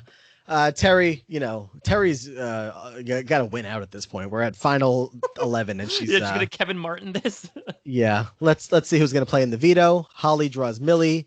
Terri draws Brad. Figgins draws house guest choice. Of course, selects these 2. I mean, I'm all in on Riggins. Give me Riggins or Foz. Proceeding on to the veto competition. Whoa, long description here. Bluff me a veto. Which one is this? Without me reading this whole. So basically, this is like the. So basically, they get questionnaires, and the house guests answer a question, and it's you have to choose whether the dealer is lying or being truthful by placing down truth or bluff. Okay. And basically, it's basically bullshit. The card game. All right. So some strategy comes into this veto. Millie will not do well. Terri will not do well on the block. Terri needed that veto really badly, but she does not get it. Neither does Brad. It comes down to Principal Figgins, Roz Washington, or Holly Holiday to win the veto. So we've got Holly along with a nominee still in contention here. But in 3rd place, we're going to see Roz, which means Holly or Figgins will win the veto. Wow. Does Holly have bigger plans here if she wins? No, she's got to take Terri out. But let's see who's going to win. Principal Figgins the power of veto and will likely take himself down off the block. Principal Figgins making it happen. Wow. I mean, she's got to put Roz up just to let them know, we're on to you 2. I mean, take Terri out if you want to. We've seen you sneaking kisses in the storage room. Am I rooting for Figgins in this game? Is that something that I feel right now? I mean, if you are, that's. Yeah, I mean, that's that. I don't know. Figgins, will he use the veto on himself? Of course he will. On himself. Holly is going to have to name a replacement nominee, and she is going to name Roz Washington. You called it. Mm-hmm. Final nominees are Terri and Roz for this week. So this is interesting because, neither one of them have faced nominations or have faced, eviction night yet. And I guess the question is, I guess Terri was just left off the vote, but I don't know how many people would want to keep Roz in there besides Principal Figgins, who wants something. Aman, what's going on in the house this week? Roz irrationally lashes out at Millie. Oh, that's not good. She had her mattress flipped. Now she got Roz Washington yelling with a megaphone in her face. I think Millie's going to get AFP money. She definitely is. Burt invents a new game. The house is thrilled to have something new to do. Well, so Burt can spend all his time creating new games. We can't win a damn H. Well, he did win one HOH. Okay, do you think Burt tried to teach everybody the single ladies dance like Tommy Bracco did? That's exactly what it is. He's like, Kurt would love this. Due to the mental stress of the game, Brad isolates himself from the rest of the house. I bet he does. And Roz opens up to Principal Figgins by sharing a personal story. I am sure they got real up close and personal. Where is this coming from? I mean, we knew that like there was right, like Figgins was always talking to Sue like, Coach Roz Washington is the best that this school could ever ask for. He does have She's an an Olympic medalist. Like Coach Roz Washington got it going on in all the right places. Like he's into it. Yeah. Let's see how this is going to end up going here with this vote. Terri and Roz on the block for eviction. Time to vote. Brad, the piano player, will vote to evict Terri Scheuster. Burt and Carol will both vote to evict Terri Scheuster. Look at the Hummel Hudson households coming together after not voting together the first few votes. I know, right? They're definitely. Let's see what Will's going to do. No surprise here, right? Will's going to vote to evict his Terri ex-wife. needs to get the other 4 votes to force a tie. Otherwise, she's gone here. But will Millie vote? Actually, Millie. Millie just got into a fight with Roz Washington. Yeah. She votes to evict Roz. Millie's petty AF.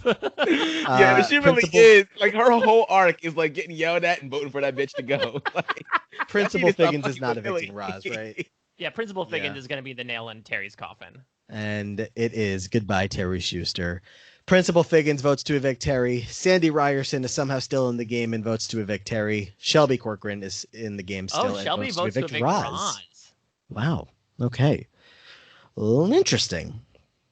Damn. So, Terri Scheuster, hell of a run of 6 weeks. She won, 4 competitions? I think 4 or 5 competitions over the course of that time. Terry's an all-star. Terri will be back for the all-star season of this show, without a doubt. And she's the 4-person of the jury house, which is going to be very fun. All right. Well, look at that.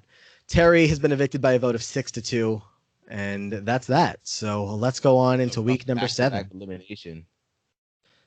Say that again? I said that's a rough back-to-back eviction. Yeah, Sue followed by Terri. Yeah. I'm looking at the board here, and a couple of definitely still who are we still rooting for here? I mean, definitely, Holly is still. I'm loving Holly. I am all over Riggins. I love this Roz Figgins relationship. I can't get enough of it. I'm very surprised that the Hummel Hudson pairing has stayed so under the radar. And that social game, crazy. That social game. I really need Sandy to get out of here. I don't know why he's on the cast in the first place. Who decided that? Yeah, you are production, Matt. Blame you. Let's proceed. Blame Ligori. The alliances still unchanged. Let's refresh you guys on it. The Guests of Glee alliance with Holly and Shelby, a 6-level loyalty, 6 out of 9. Burt and Carol still together here. The Burt Carol Will alliance still going strong. The alliance with Shelby and Will, and then the friendship alliance between Will and Holly. So Will is set up pretty well here. Yeah, I think it helps that with Sue and Terri going out back to back, his biggest ops in the game are gone. Yeah. Next HOH comp, the s'more, the slide. Slip and slide, baby. Let's do it. First house guest to fill up their bowl and retrieve the ping pong ball from the inside of it will become the new HOH. Figgins, Brad, and Burt, not happening. Millie, not doing it this time. Shelby, nope. Sandy, nope. Oh, top 3. Could Will Scheuster finally win a competition here? I mean, he's so well set up. Yeah.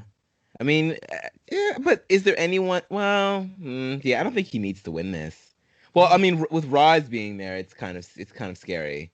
So we got Will, Roz, and Carol, final 3 in this competition, and Will is not going to win.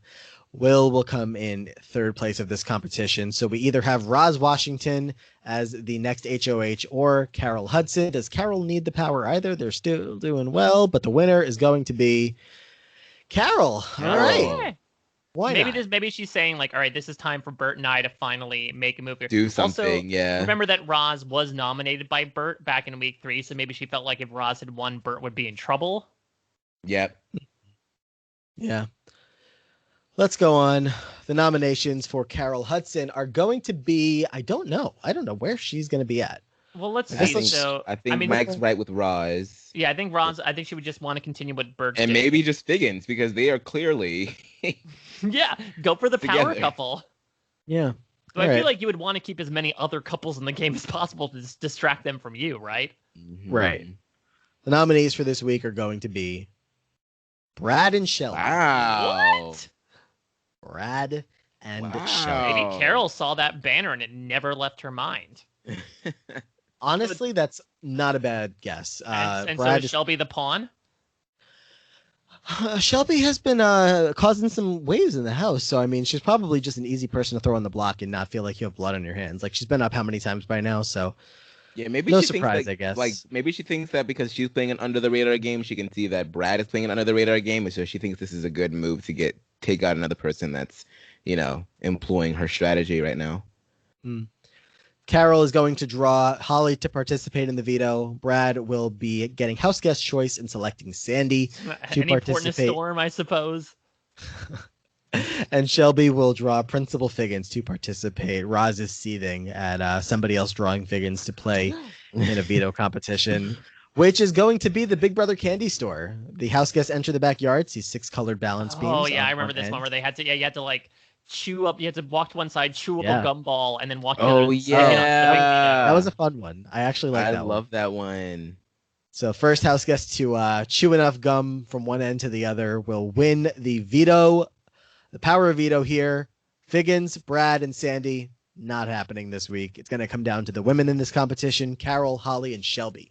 So Interesting. Shelby needs it. Carol wants it. Holly's just living. Holly's just chewing gum and walking. She certainly is. She's probably making the fans laugh here. Yeah, though I Third think place. you think she would want to like not win to back down from being HOH last week, right? Yeah. Hopefully she's in third place here. Is she? She is not. Oh, Shelby finishes in third, and she wanted it. Shelby wanted it. Either Carol or Holly Holiday are the bubblegum champions here. And the winner is Carol Hudson. Damn, Perfect swept the week. week. The power of veto. And let's see if she has a backdoor target in mind, or will Brad and Shelby stay on the block? Any reason Backdoor for her Sandy. to backdoor somebody? Backdoor Sandy. Yeah, right. Yeah, you need to fly Okay. that banner. Stop the Brad cannot be trusted. This is how we got into this situation in the first place. Yeah. You know- wall yellers. Sandy, just while we're talking about him, really might be around for a while. His competition abilities were way down in the dumps, so people might want to keep him around towards the end of the game, and I'm mad about it. But like you said, blame production.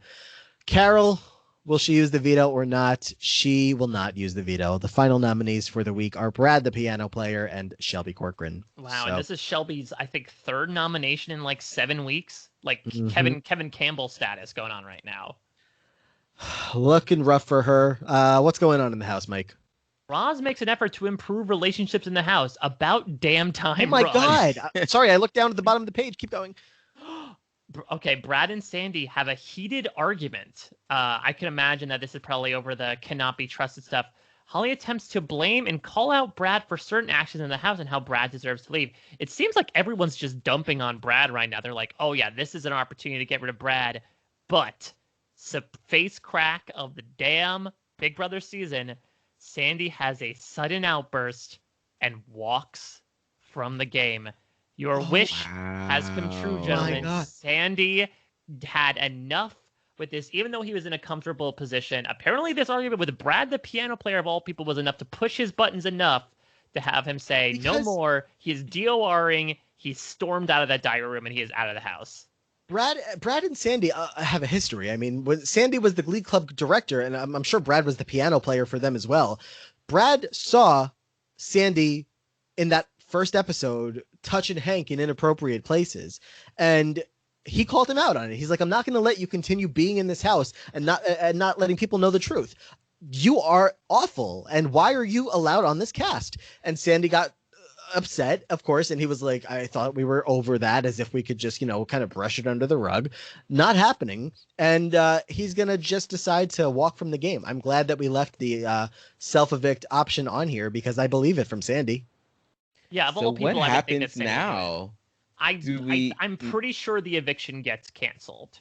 Wow. Though maybe if there's no double eviction. But I'm pretty sure they're set to, I think, 14 rounds. So that means that they're not going to do a double round here. Well, let's So what see. about jury though? Due to the jury's quit, gonna there's be- no eviction voting.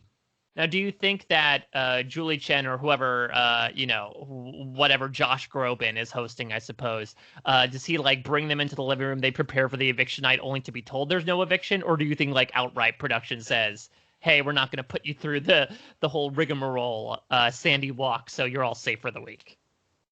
I think the latter. Yeah. Yeah, the latter. Sandy can't be going to the jury house here. There's got to be some kind of like America's vote or something, unless there's another quit. I mean, oh wow. This could be the celebrity panel that's voting, much like the regionals and sectionals. Right. But I mean, this is a dream come true, right? I mean, not for Carol Hudson, because now both of her nominees are who she did not use the veto on are now still in the house. Yeah. Shelby, though, has been nominated by a couple of people. I don't remember exactly who. Like, it could have been by people that are gone, but she's Carol, Burt, or Will have to win essentially. Figgins and Roz are still, Holly wouldn't be a bad win for them. All right, let's see how this goes. Sandy is out. We are into week number 8 of this season. The alliances. Will Scheuster leaves the couples alliance. Wow, he has had it up to here with the Hudson Hummel family. He said, "I'm striking out on my own here. I have enough connections. I don't need to be a third wheel." Yeah, he's working with Shelby, and they nominated Shelby, so he's out. He's loyal to Shelby and Holly, so much for that. Wow. I think I was going to say before this, Will Scheuster might be the most well-connected person left in the game, but that does not help things. If we get a Burt HOH, that's not going to be good timing for Will Scheuster at all. See how this goes. The Big Brother disco. House guests are going to each hang from disco balls. If they fall, they're eliminated.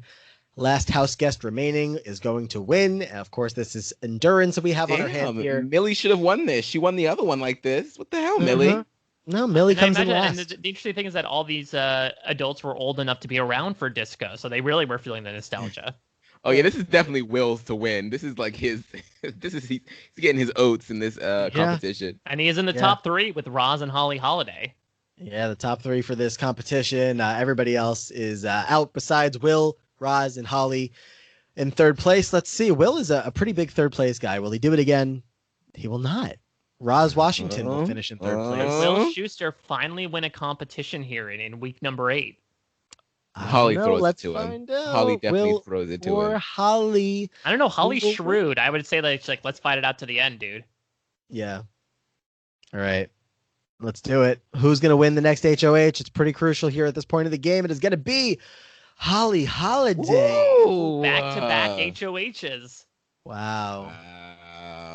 Wow. I mean, I'm sure Will did not necessarily feel like he needed to win that because, I mean, he's safe, right? He's safe with Holly, yeah, for sure. So let's remember, so Holly nominated Terry and Principal Figgins. Is Holly going to take aim at that Figgins-Roz coupleship, considering she put them both up last time? She should. Will get in her ear about Burt and Carol, split them up? That's a good call. You can leave the alliance. You don't have to target them right away, but I don't know. You might be... I'm so scared to hit this button to see the nominees for the week. Holly is going to nominate Brad and Principal Figgins. All right, so she sort of made a half measure here, right? Like, yeah. I guess maybe she felt, now she opens herself up if Roz wins the veto, that she's going to use it on Figgins and she's screwed.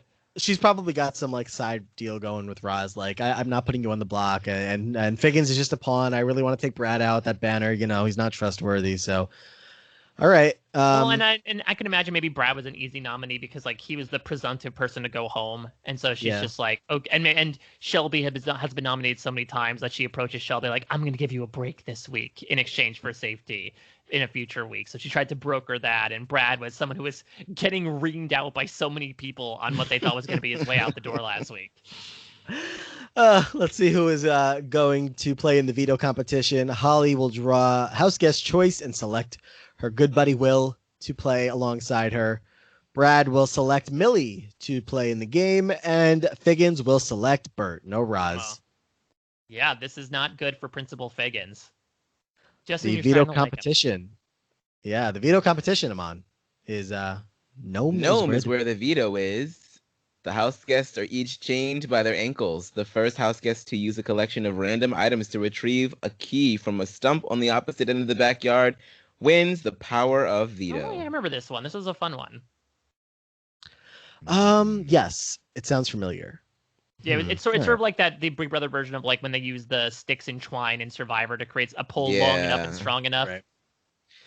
The results here. We have Millie in last. Holly finishes. Our HOH does not win. Burt Hummel will not win. The final three in this competition will be Will Scheuster, Principal Figgins, and Brad. So both nominees potentially will have a shot at this. Or Will, who would assumingly not use it. Right. Third place in this competition will be Brad. So. Oh, damn. Is Figgins going to have another POV win here? Figgins or Will? Who will win the veto of the week? It is going to be Will Scheuster. The nominees have fallen. Will has the golden power of veto. Sorry, Figgins. Sorry, Brad. I have no reason to believe why he would use it. I mean, he fell out of the alliance with Brad, right? So right. That's true. And that was probably, I don't know if that was Brad's fault or the, I don't know. Either way. And then he and Figgins, they're okay, but the budget of it all, like, he's not going to be mad to see either of these. He's like, sorry, wasn't in the budget to use the veto. Sorry. Will is going to decide not to use the veto. Okay, so this is interesting. We have last week's big target, Brad, versus someone who is part of a power couple in Principal Figgins. We'll see which way people aim. Yeah. All right. House events. Let's see what's going on. A banner flies over the backyard reading, Principal Figgins is not to be trusted. Uh-oh, not good timing. Not good timing. And he's also going to earn extra money for this week's budget in a task. So Principal Figgins. Are you kidding? Is that to like clean the floor, speaking to his janitor status? Did I just read that right? Principal Figgins earns extra money for this week's budget in a task. Yeah, they like to incorporate the UK style of things of like there's a budget to buy shopping every week, and sometimes they do tasks to increase the budget. But Principal Figgins of anybody getting the extra money for the budget. The budget will. I mean, listen, he's on thin ice right now. He has to go against his core values if he wants to stay in the house with his sweetie Roz Washington. You love to see that. You hate to see that Shelby is breaking down and threatening to quit. So can we not do all this quitting before we're getting down to it, Shelby? Come on. I know Beth is at home. Quinn's probably trying to snatch her back up, but keep your head in the game. Let's keep moving here. I'm sure Puck is trying to talk Quinn down. It's fine. Brad and Principal Figgins face eviction. They give speeches, of course. The house guests are going to vote. So this is interesting. So this really comes down to like the sway of Roz Washington, right? Because you can imagine you can even click the Roz vote right now. I can imagine she's voting to evict Brad. Yeah, Roz votes to evict Brad. The question is, who can she get on her side here? Mm-hmm. Millie and Brad fight? I don't think Millie? they did. You want to go Millie? But Millie and Roz fought, so Millie has no inclination to vote with Roz. Well, she did. Does. She votes to evict Brad. You want to do? Let's do Shelby next. Shelby next. Shelby is going to vote to evict Brad. Okay, so Brad, if Brad gets one more vote, he's gone here. Let's go to Will, his former alliance. Doesn't like Brad. Will is going to see his former ally on the block and decide that he is going to evict him. And Brad will go out here and join Terri in the jury house. And so I can imagine that Burt and Carol also voted out Brad. Yep. First unanimous vote of the season. That banner was like, that was it. That was it, man. By a vote of 6-0. Well, it's interesting because then a more recent banner said Principal Figgins couldn't be trusted, but like, but Brad first. First Brad, then Principal Figgins. Yeah, Figgins was exposed. Now people know that people are going to come after him, but Brad is still not trustworthy. We got to get rid of him now. So Brad, the piano player, is off playing a different tune over in the jury house now. Yeah, so. and I can imagine what it came down to was less so that people wanted Brad out and more so like he didn't have anyone who wanted to keep him around. Yeah. Whereas Roz is someone who can be very vocal about what she wants. And if what she wants is to keep her boo thing Figgins You don't around. say, as she has a megaphone in her picture on this game. Very vocal, that Roz Washington. I gotta say, I'm really liking this group of, what is it? It's 8 at this point. I'm liking this group of 8. Yeah, not a Burt bad and Carol ending. being there is really throwing me for a loop. I was worried about Carol at the beginning of this, but now I'm like, okay, girl. I also believe everyone left has won at least one competition. That does seem to be the case, yeah. I mean, Brad and Sandy are both gone. Ken Tanaka's gone. Like, I'm fine. Whatever happens from here on, I'm good. Millie's still hanging around. Shelby hanging around. So let's move on into week number 9 and see how things are going. Oop dissolves. Shelby and Will. Will is losing all his allies. What is he doing from week to week? Like, is it him or is it them? Oh, it's him. Like, look at it's Will Scheuster. Like, are we, surprised that he is like not dealing with this stressful environment well, that he is, kind of crumbling under the pressure and probably complaining at everybody, probably bitching at everybody, like missing Emma. Here's the thing. I think this is a masterful move from Holly Holiday, where I think she has got so entrenched in this alliance that she convinces him, like, you don't need anybody else, right? Like, you didn't use the POV, you follow my wishes, us to the end. So he's like, yeah, you know what? I don't need Shelby. Like, that's just one more person to keep track of. I'm ride or die with Holly until the end. Holly has both of them separately. All right. Well, the HOH competition. Mike, what are we playing today? The house guests stand on a long, rotating log holding onto a bull's head attached to a rope. Oh, yeah, this is the one, Gina Marie one, where they basically have to walk on this, treadmill log. It's sort of like an endurance competition. Of course, this means that Figgins and Burt are going to finish in last now that Brad is no longer there. Then Millie, then Roz. Our top 3 here, Carol, Will, and Shelby. So we could see... It's going to be interesting. Will and Shelby competing against each other, considering they just broke that alliance off. Carol would then win back-to-back HOHs if she wins. So a lot of interesting stuff in play here at the final 8. Third place of this competition is going to be Will Scheuster. Okay. He's not very good at this. He still has yet to clinch an HOH, but he's always in the top 3. Yeah. Carol or Shelby, who will win power in this next crucial week? It is going to be another HOH for Carol Hudson. All right. So Will could be in trouble here. He did leave the alliance with the two of them after she was HOH the first time. And Shelby has no inclination to keep him either. So what's Holly going to do here? Yes, and I'm trying to remember. So Carol nominated Brad and Shelby. Figgins. Oh, yeah, Brad and Figgins. And then Figgins won, and then Shelby got put up, I think. Or Roz. So, she might nominate the same people again, or she might take aim at Will here. Let's see. Carol's nominees for the week are going to be Shelby and Millie. Oh, Millie's a pawn. Millie's definitely a pawn. Definitely. There's no point. No, she's so nice. Like, she's so, just don't flip her mattress or yell at her and she won't have a problem with you. I'm concerned. I'm a little concerned because she kind of did the same thing the last time too, where she put up people that she didn't really have a relationship with. So I wonder if it's just like, is she a pawn or is she just like, oh, well, it's just Millie. Who cares?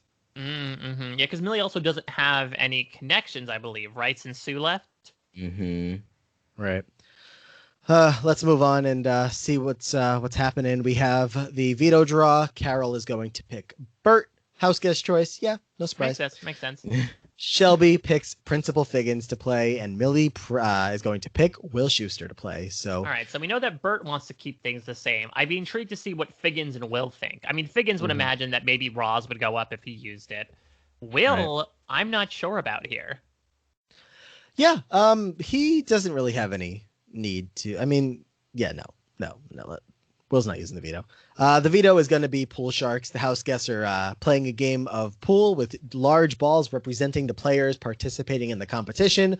One at a time, try to knock out your opponent's balls into the swimming pool, they played this eliminating before. them from the game. Yes. So last house guest remaining with their ball in play will be the winner. Carol Hudson, the HOH here, will finish in last. So one of the nominees, I'm sure, knocked her out first. Burt will finish soon after. And I can imagine that they probably took aim at the Hummel-Hudson pairing, right? Yeah, they were in such a good spot. I wonder if this is starting to deteriorate for them. Well, but she done won this HOH when she didn't really need to. And the last time too. Yeah. Millie is going to finish here in 4th place, and then the competition comes down to Principal Figgins, Will, or Shelby. We have, of course, a nominee still on the block here. Let's see if she can win. No, she does not. Shelby is going to finish in 3rd place of this competition. So Figgins or Will end up with the veto. Will so I guess will win his 2nd POV in a row. But and the winner is not Will. Okay. Principal Figgins with a veto win here, moving just ever so slightly into that comp threat tier. Yeah, I mean, I think he's won. I want to say like 3 POVs at this point, which is pretty ridiculous. Yeah. Wow. All right. Principal Figgins with the veto. Will he use it on Shelby or Millie? Hard to believe he will. That doesn't really help him much. Unless he had any bond with those two that actually he might have had. I might have given him a small bond with Shelby because I remember, he brought in Shelby to the school and was like, she's starting the trouble tones. So there could be a little bit of something there. That's her veto speeches. Just remember the trouble tones, Principal Figgins, a better time.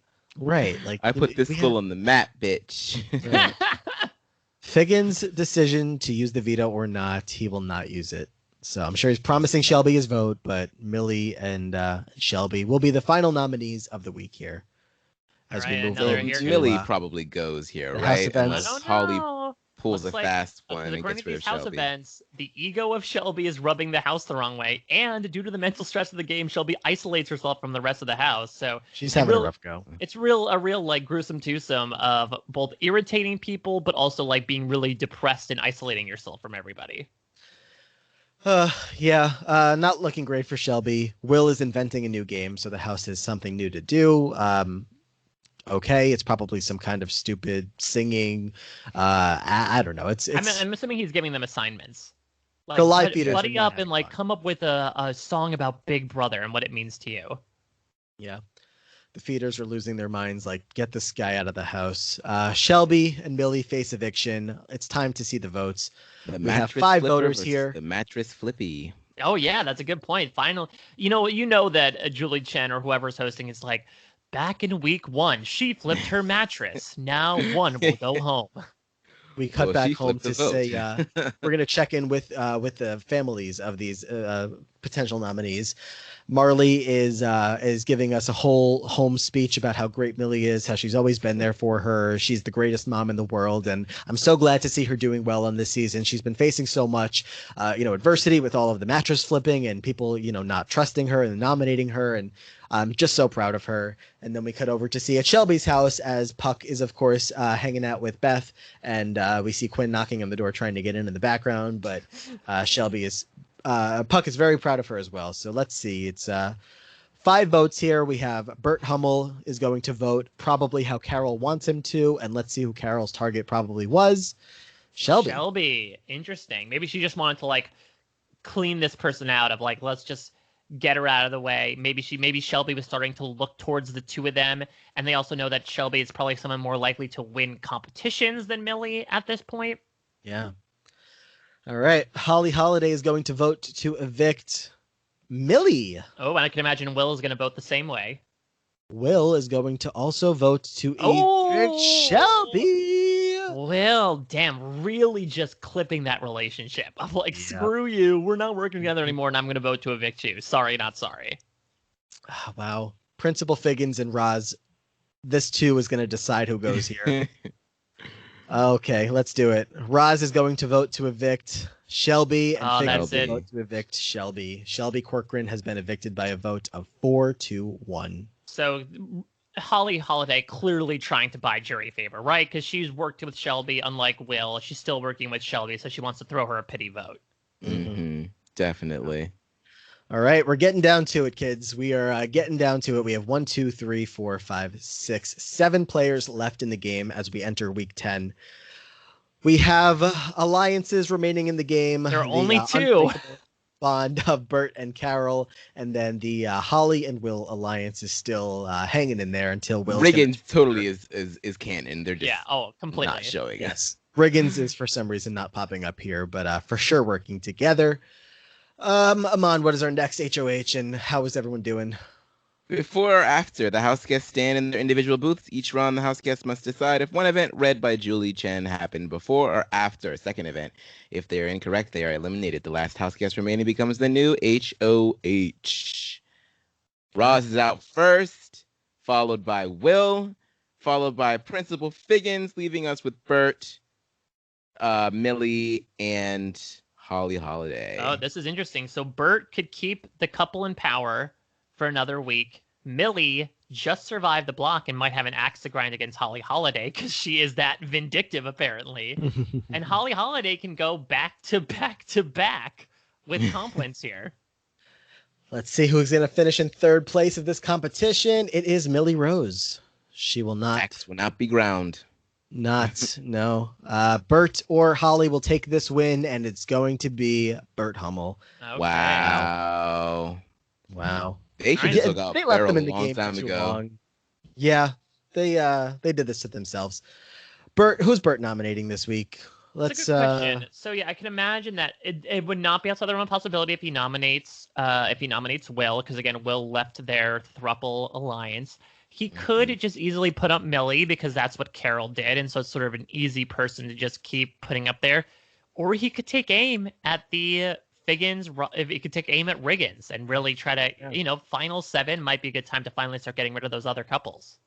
Let's find out. His nominations will be Millie Rose and Holly Holiday.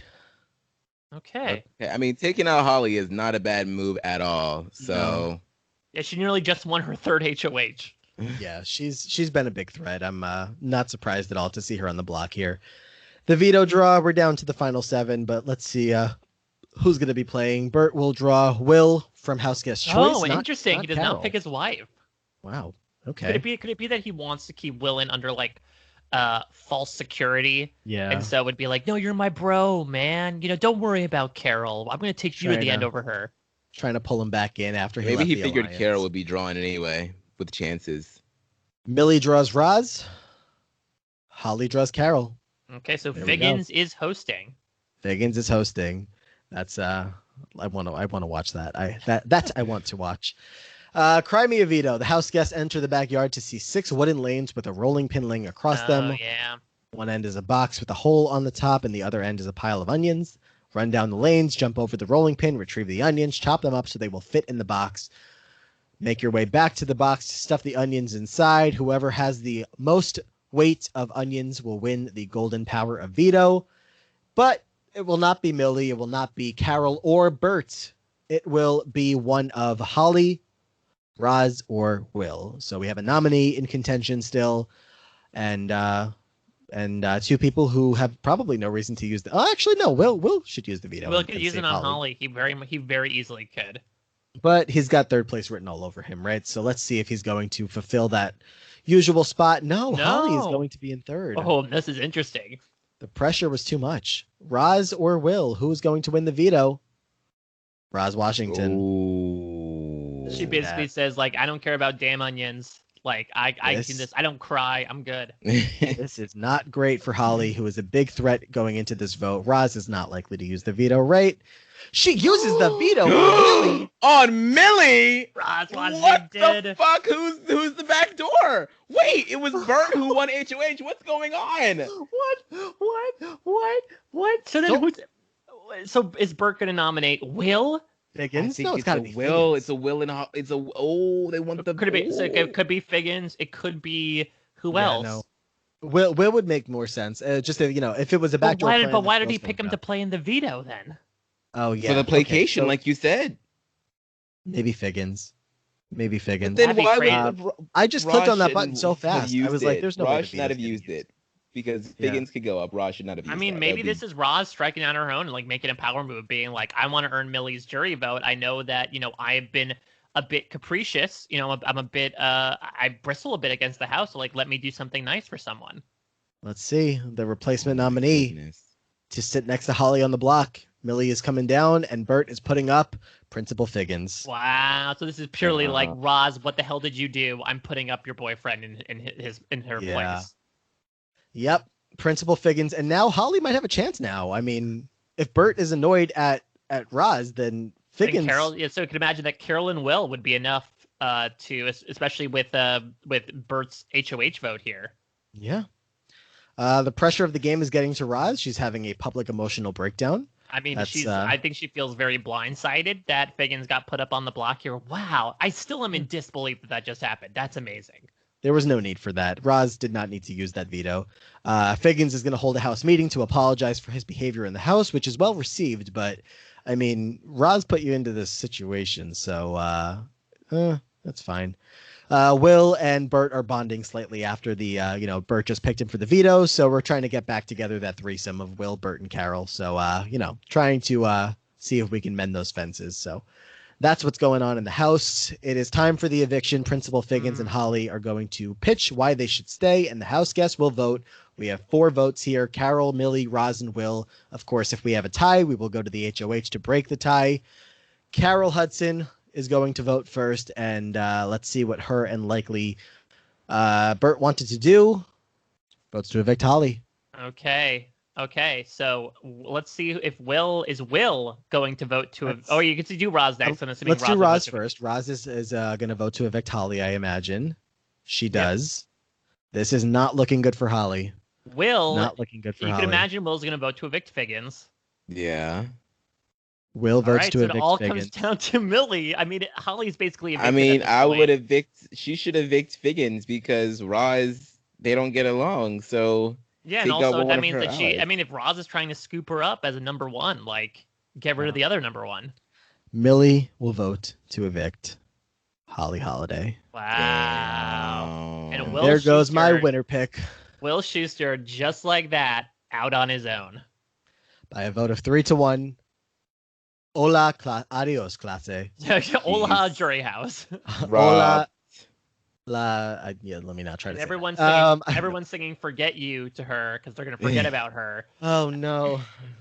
She will definitely be back for All Stars, no questions asked. Wow. Holly, hey, Will, how is all that putting out, getting rid of your other allies in favor of being with Holly only? How's that working out for you, buddy?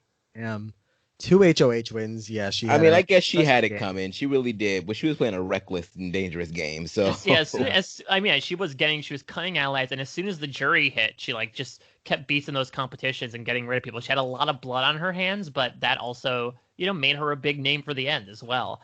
And I think it's also if you're Carol and Burt and you're looking at who's going to become your biggest obstacle, and you're looking at okay, it's either the Holly Will pair or the Figgins Roz pair. I guess the Holly Will pair is the more dangerous one. Mm-hmm. Wow. Definitely. I'm heartbroken. I'm so sad. I wanted Holly to go far and win, but it's fine. Final 6 here. Burt and Carol, Will, Millie, Figgins, Roz. Let's see how this is going to play out. Important HOH coming up. The alliance events here. A new alliance is forming. Okay, this is interesting. 9 strains. So we're talking exterminators level. This might be a Final 4 deal here, people. And it's super interesting because it's not the people you think. It is Burt Hummel. It is Millie Rose. It is Principal Figgins. It is Will Scheuster. Roz Washington and Carol Hudson have been left out of this Final 4 deal. Okay, I can't even process this because of course Burt's going to keep Carol in close, but that's a 9 strength alliance. That's important. Yeah, but it's like Enzo and the committee, right? Enzo obviously is not a part of the committee, but he's a part of the committee.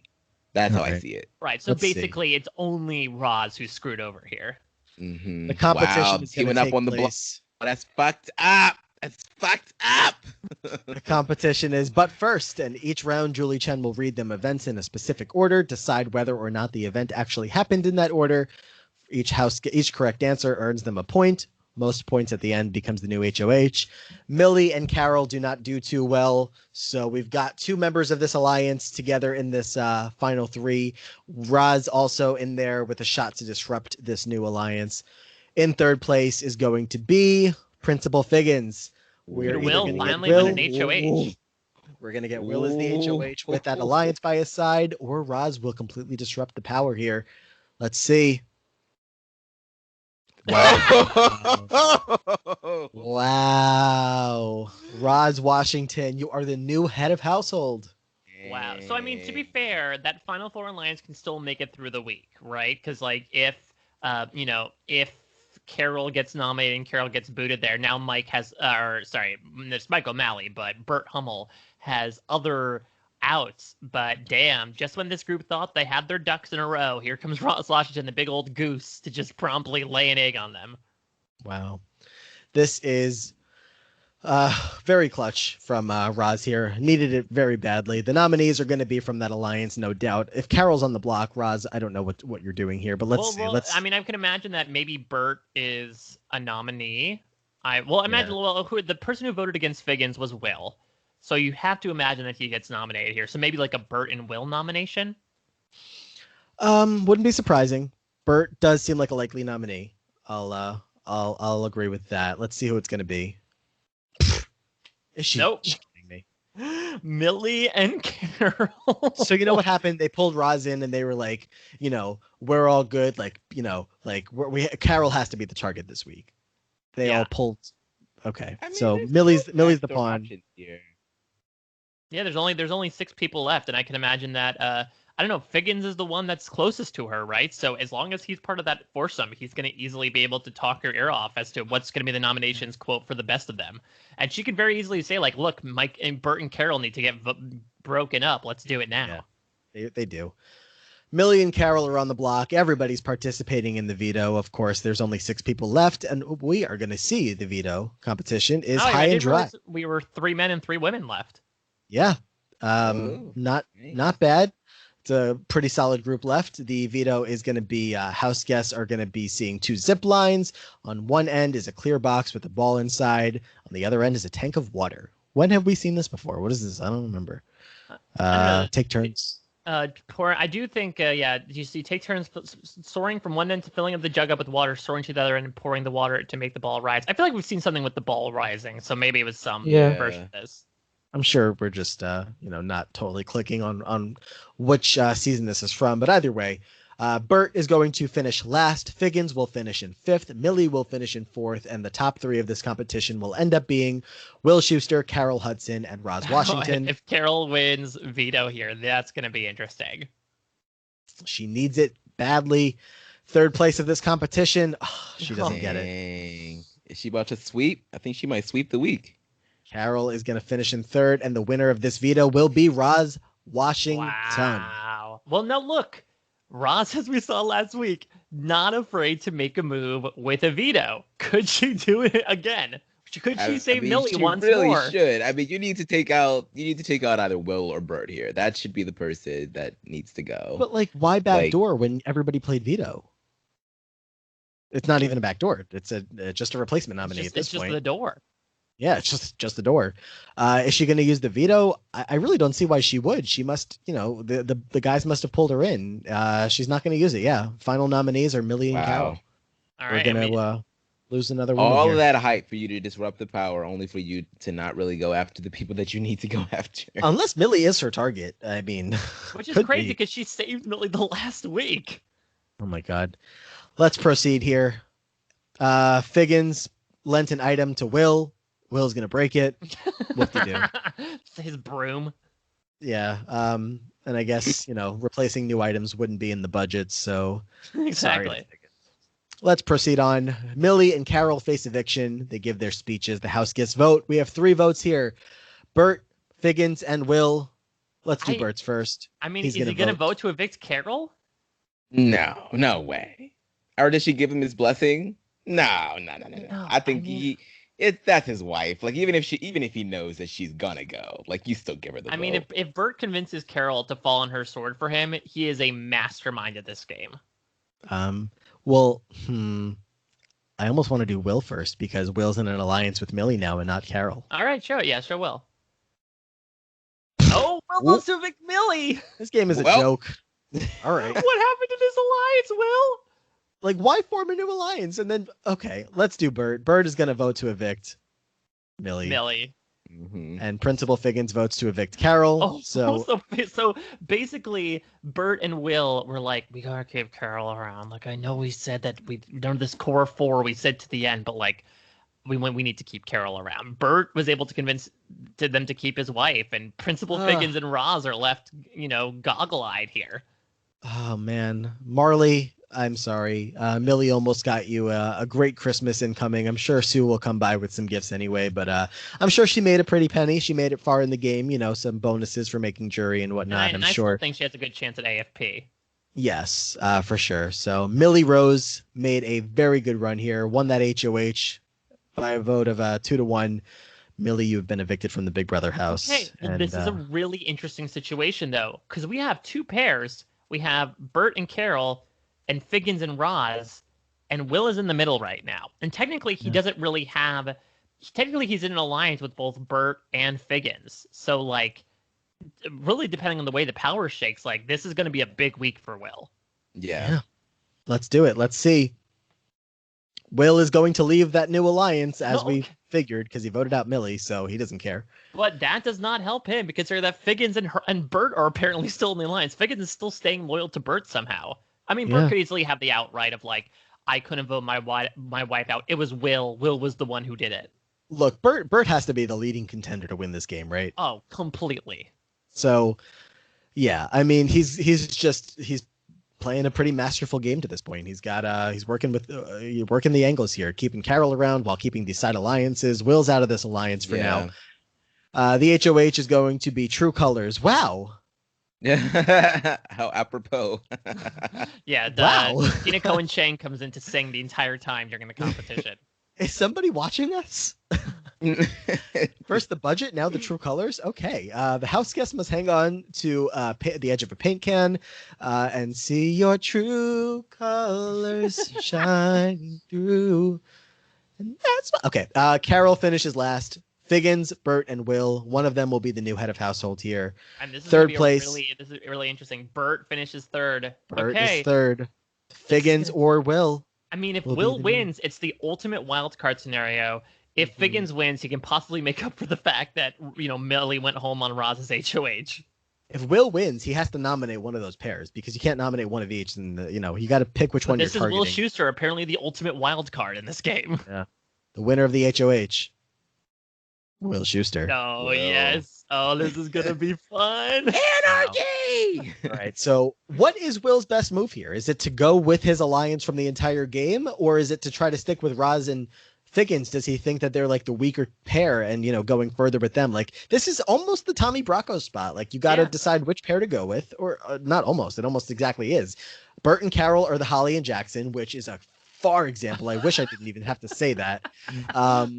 But I mean, they're probably using. Okay, I'm not going there. The shower. Anyway, I don't know. I feel like you have to, because I mean, Roz didn't nominate him, so I do wonder if if it's more what have you done for me lately, and he'll vote and he'll want to keep her around for that reason. But Will did get into that bit of a scuffle with Figgins just a week ago where he broke his broom. So maybe he's I'm just going to put the two of them up. Or he could go completely sheepish, lie in the middle of the road, and nominate one from each pair. Wow. All right, let's see how this goes. Oops, I almost proceeded. We'll find out later. The nominees for the week are going to be Figgins and Roz. Will is sticking true to his pre-game grouping with Burt and Carol. It's the Kurt of it all. Will could not let his student watch him nominate his parents. He just couldn't do it. This still could be a thing, though, because if one of them wins and then Burt or Carol goes up, Will's going to be the tiebreaker vote. Yeah. Right. Well, everybody is participating in the veto, of course, and it is going to be a communication breakdown, wooden telephone poles in the backyard. You must connect wires of different lengths to various telephone poles. First house guest to do so will win the veto. Carol, not winning. Will, not winning. The competition comes down to Roz, Burt, and Figgins. Oh, this is high stakes for Will right now. Yeah, Burt really. Oof. Okay, I can't watch. Oh. All right, let's do it. In third place, Roz Washington. Okay, so Figgins could win this. Could win it. Or Burt will win and obviously keep nominations the same. The winner of the final 5 Power of Veto will be Principal Figgins. Clutch win here. Carol's going up. Third POV win, I believe. But yeah, Will, I don't know. Will could put up Burt. Because again, Burt's been trying to bro down with him, but Will is a a rogue agent right now. Connecting wooden telephone poles. Is that something janitors have to regularly do? I mean, Probably in McKinley, yes. yeah. All right. Well, Figgins pulled it out at the right time. Of course, Figgins is going to end up saving himself, and Will is going to have to either replace him with Carol or Burt. Let's see who he picks. It is Carol. Okay. Final nominees of the week are Carol Hudson and Roz Washington. Will and Burt still kind of linked together. This is going to be House events. This is going to be really interesting. So the pressure of the game gets to Carol, leading her to a public emotional breakdown. Not a good time, Carol. And Will invents a new game. Will's always, I mean, this makes sense, right? Will keeps giving out assignments like, listen, Carol, Roz, I know you're on the block, but if you could please do an Adele number about how you feel being nominated. Oh my God. But this is interesting. Mind, I'll vote for my final two. Yeah, because that's what's going to happen, right? Figgins is going to vote out Carol. Burt is going to vote out Roz. And it's going to come down to Will Scheuster, the man of the week. All right, let's do it.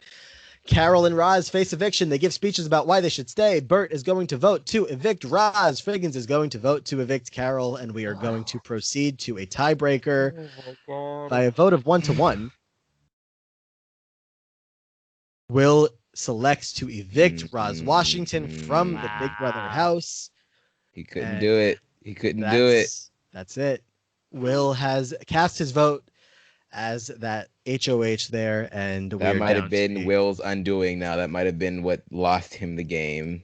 I am going to have to agree. You know, Holly and Jackson made it through that area just fine, and, you know, that's exactly what just happened here. So Roz is out on her way to the jury house with Shelby, with Holly, with Terry.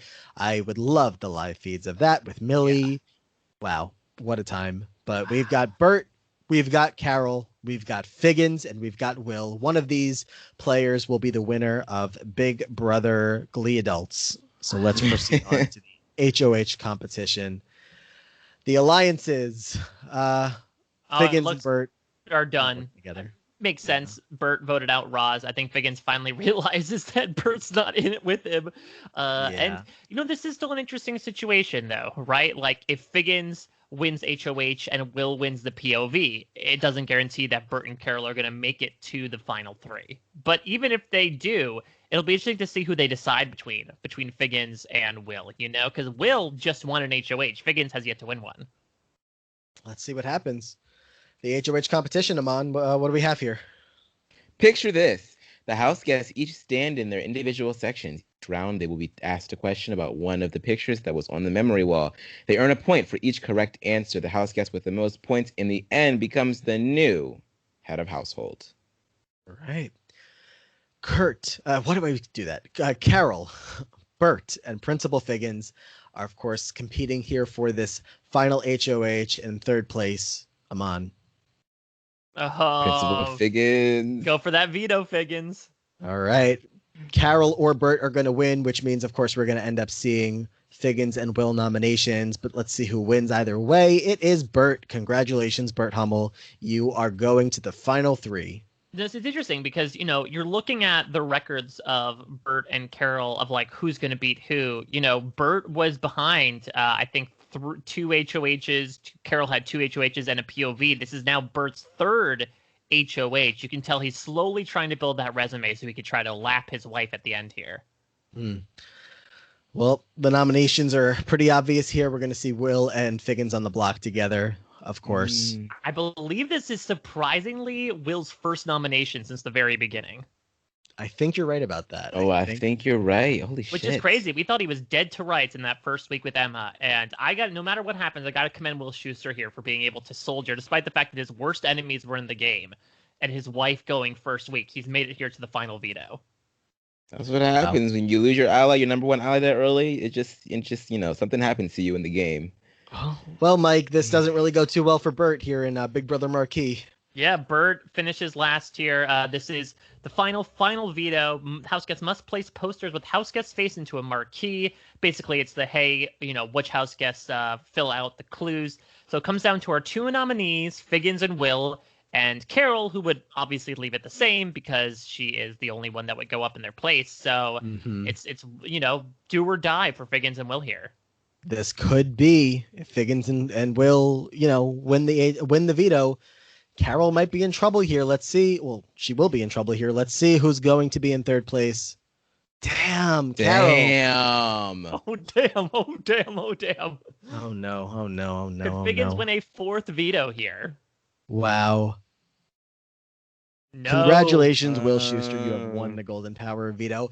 Is he dumb enough to evict Principal Figgins when he is going to have the sole vote here? I don't know why he wouldn't. Of course, Will is going to have the option to save himself. He's going to do so. Burt's going to have to replace Carol as the replacement nominee, and Figgins and Carol are up for eviction. Ego of Principal Figgins is rubbing the house the wrong way, but it doesn't matter. Weird. I think Will's gonna do it. Will Scheuster is known for doing dumb things. He's gonna vote Principal Figgins out, and everyone is going to laugh at him. The ultimate payback from all of the shit that Figgins has put him in the Glee Club through. It's the ultimate payback. But like I said, like I think he'd already lost the game last week anyway. So, all right. Well, let's see. I mean, yeah, he's got to evict Carol. He's not going to evict Carol. To do so. Principal Figgins, Carol Hudson on the block.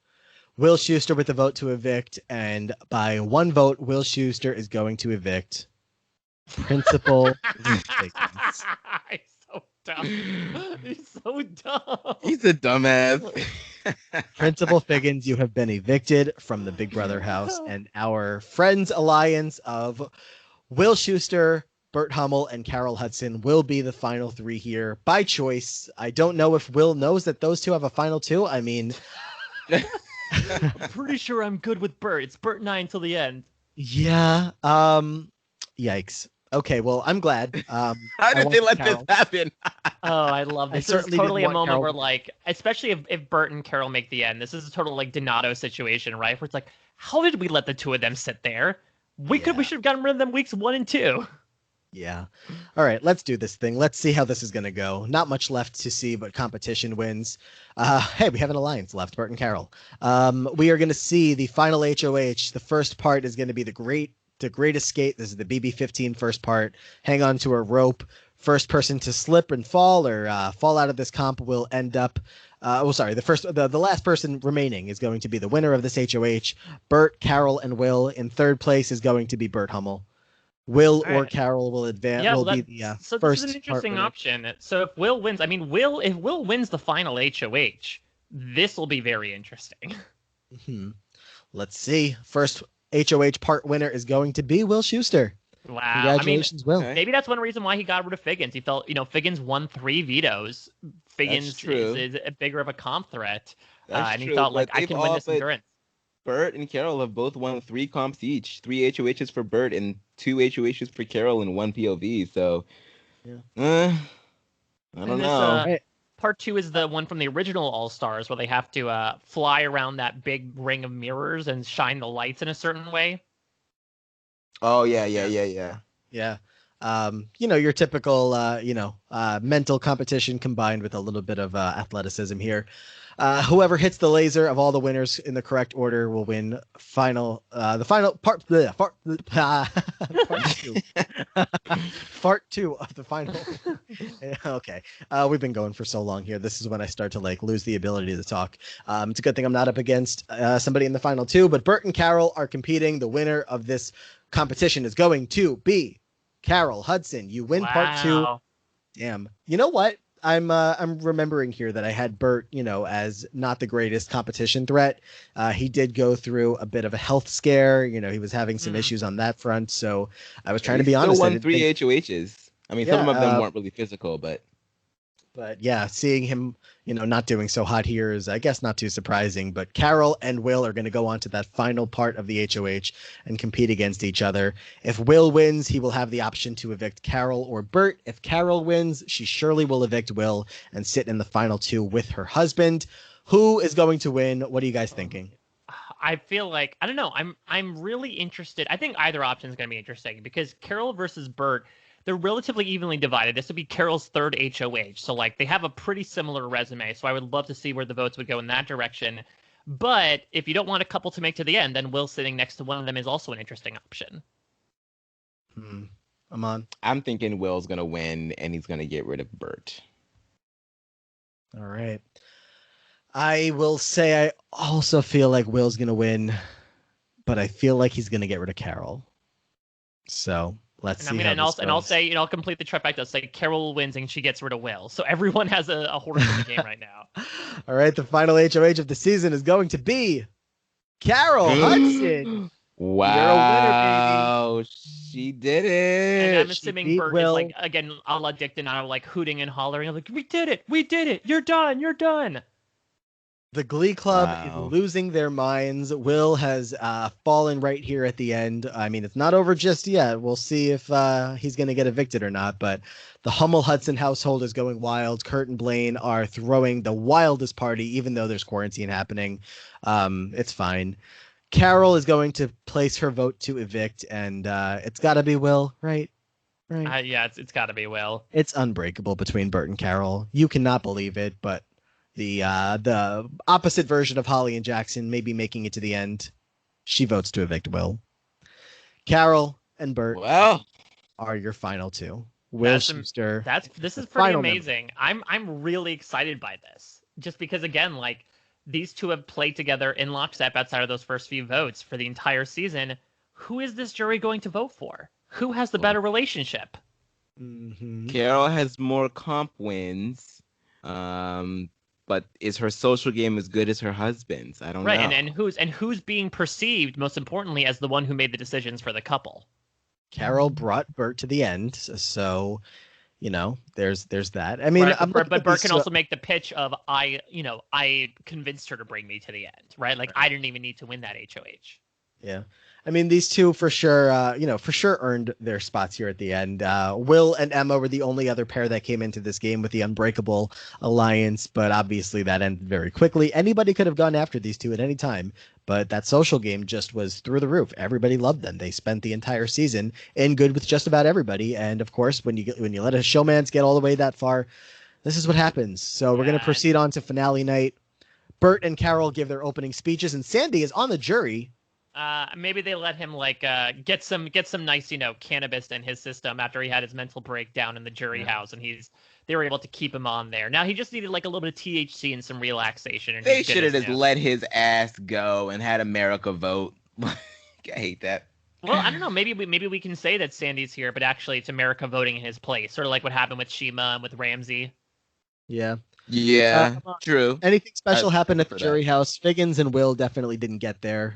They joined up at the round table, but anything significant happened between those other jurors? I can imagine that, Roz gave Figgins a big old smooch when she saw him at the jury round table. No, I don't think Figgins went there. I'm assuming he went to the Dr. Will final three sit down, right? Yeah. I would imagine that maybe Holly Holiday has an argument with Terri Scheuster when they get there, considering that Holly was the one to make the move against Terri. Brad, I can imagine, becomes like the house pariah that everyone just yells at all the time. Holly's going to tell Terri that she had sex in her sheets and things, beds or something like that. Terri's going to flip out. I think when Millie gets there, everyone is stunned. And then Roz gets yelled at as soon as she arrives the next week for what she did. Yeah. All right, let's go to the jury questioning for the final two. And we don't get the questions, but the jurors are going to vote. Let's see who the votes are going to fall for the winner here. We have 9 votes, right? Yeah, 9 votes from the. So should we go in reverse order like they usually do? Yeah, unless we have any votes that we think are obvious, but I actually don't think there are any votes that are obvious. Yeah, see, that's the interesting thing, right? Is that because it's a couple that's been together the entire time. I guess the only exception, the only move that Burt made that was separate from Carol was when he made that alliance with Millie, Figgins, and Will. And granted, it fell apart, but maybe they'll acknowledge that, and maybe, I guess we'll see first here with Will's vote. Will has always broed down with Burt more than Carol. So I would imagine he votes for Burt here. All right, probably. Let's see. So we're starting with Will, right? Yeah, let's start with Will. All right, Will is going to vote for Carol Hudson. Oh, wow. So He She just respects. voted to evict his ass. I mean, too. Yeah, he respected it. I mean, it could be the thing. Let's remember that in this final three scenario, like he just got evicted, so maybe his mind was sort of still in the house, and he's like, "Well, Carol did vote to evict me, so like, game respect game." Right. He doesn't want to seem bitter. Right. Principal Figgins is going to cast his vote for Burt Hummel to be the winner here. Roz That makes Washington. sense. They were in an alliance together. Let's see if Roz follows suit, though. Will she vote with Figgins? She will vote with Figgins for Burt to be the winner here. Okay, so that's 2 votes for Burt, 1 vote for Carol.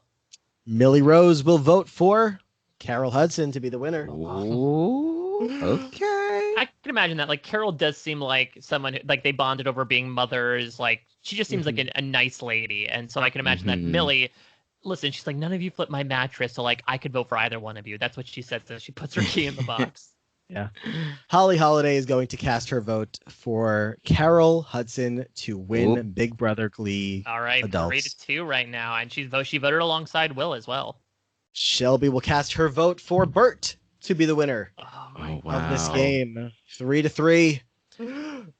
Brad, the piano player, will vote for Burt to win. We've got 4 votes, Burt. 3 votes, Carol. Burt needs 1 more vote to win. What will Sandy the quitter? Who will he vote for? I would imagine, actually, I think he might vote for Burt. I feel like he will. I don't see him respecting women. Let's vote. Sandy. Do we really want to let Sandy have the deciding vote? Would you rather have Terri? Terry's the queen. I'd rather take the chance that Terri voted for Burt and let her be the person who gave the fifth Let's have vote. Terri do it. But then what if she votes for Carol and then he And it's Sandy Ryerson's vote for the winner. Oh no. What Maybe I should Band-Aid do mess you want with to it. pull off here, Matt? Aman, you pick. Just go for Terri because she's the queen. All right. Terri Scheuster is going to cast her vote for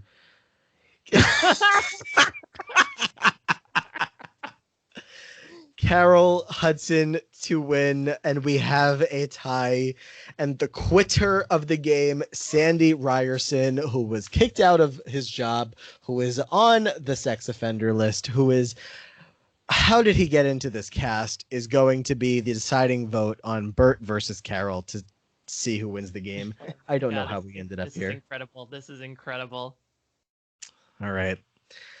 Sandy Reyerson voted and is deciding that the winner of this game is, congratulations, Carol Hudson. Carol Hudson. All right, just a happy ending. I'm fine with that. All right. I would have been happy with either. I think Burt was probably the one that was more out front, but like Carol got a lot of shit done, and I think that final HOH win probably also helped. Yeah. By a vote of 6-4, congratulations, Carol. You are the winner of Big Brother Glee Adults. The fan favorite is going to come down to Holly Holiday, Millie Rose, and Principal Figgins. In third place, Principal Figgins. And the fan favorite of the season, Mike was predicting it's Millie. Let's see. Oh, no, so Holly close. Holliday. Holly Holiday. I think the bathing in the blood probably just edged out the poor innocent Millie. Yeah. Just a touch. Like, I think Millie certainly got, like, a big positive edit when she was in the house. Sort of like the Donnie edit of, like, oh, well, she's just, like, this very, amiable person who isn't necessarily for the evil wills of the house. But, like, I think the Yas Queen of Holly Holiday of it all had just people coming after her in droves. Even though, she was voted out several weeks ago. Everyone's like, oh, we love Holly so much. Like, let's give her that prize. Wow. Totally. Holly Holiday, fan favorite, of course. No surprise there. Millie would have been a great pick, but Holly is the fan favorite. Carol is the winner of the season, and there you have it, folks. Oh my God! Wait, let's proceed so you can see some stats here. Placement. So let's run back through this. We had first person out, of course, was Emma Pillsbury, by a evicted on a 7-6 vote. Coach Beiste was soon to follow by an 8-4 vote. April Rhodes went next with a 6-5 vote. Ken Tenaka went fourth with a 7-3 vote, followed by Sylvester, the final pre-juror, with a 7-2 vote. Terri went next as the first member of the jury with a 6-2 vote. Sandy Reyerson walked from the game. Brad, the piano player, was also the deciding vote in the game, just so we remind everybody. Oh my God, I should have. It's fine. Brad, 6-0, evicted unanimously. Shelby went out next with a 4-1 vote. Holly Holiday evicted by a 3-1 vote. Millie Rose evicted by a 2-1 vote. Roz Washington, the vote was split. Will ended up evicting Roz Washington from the game, as Principal Figgins was soon to follow by the eviction vote of, was that Will?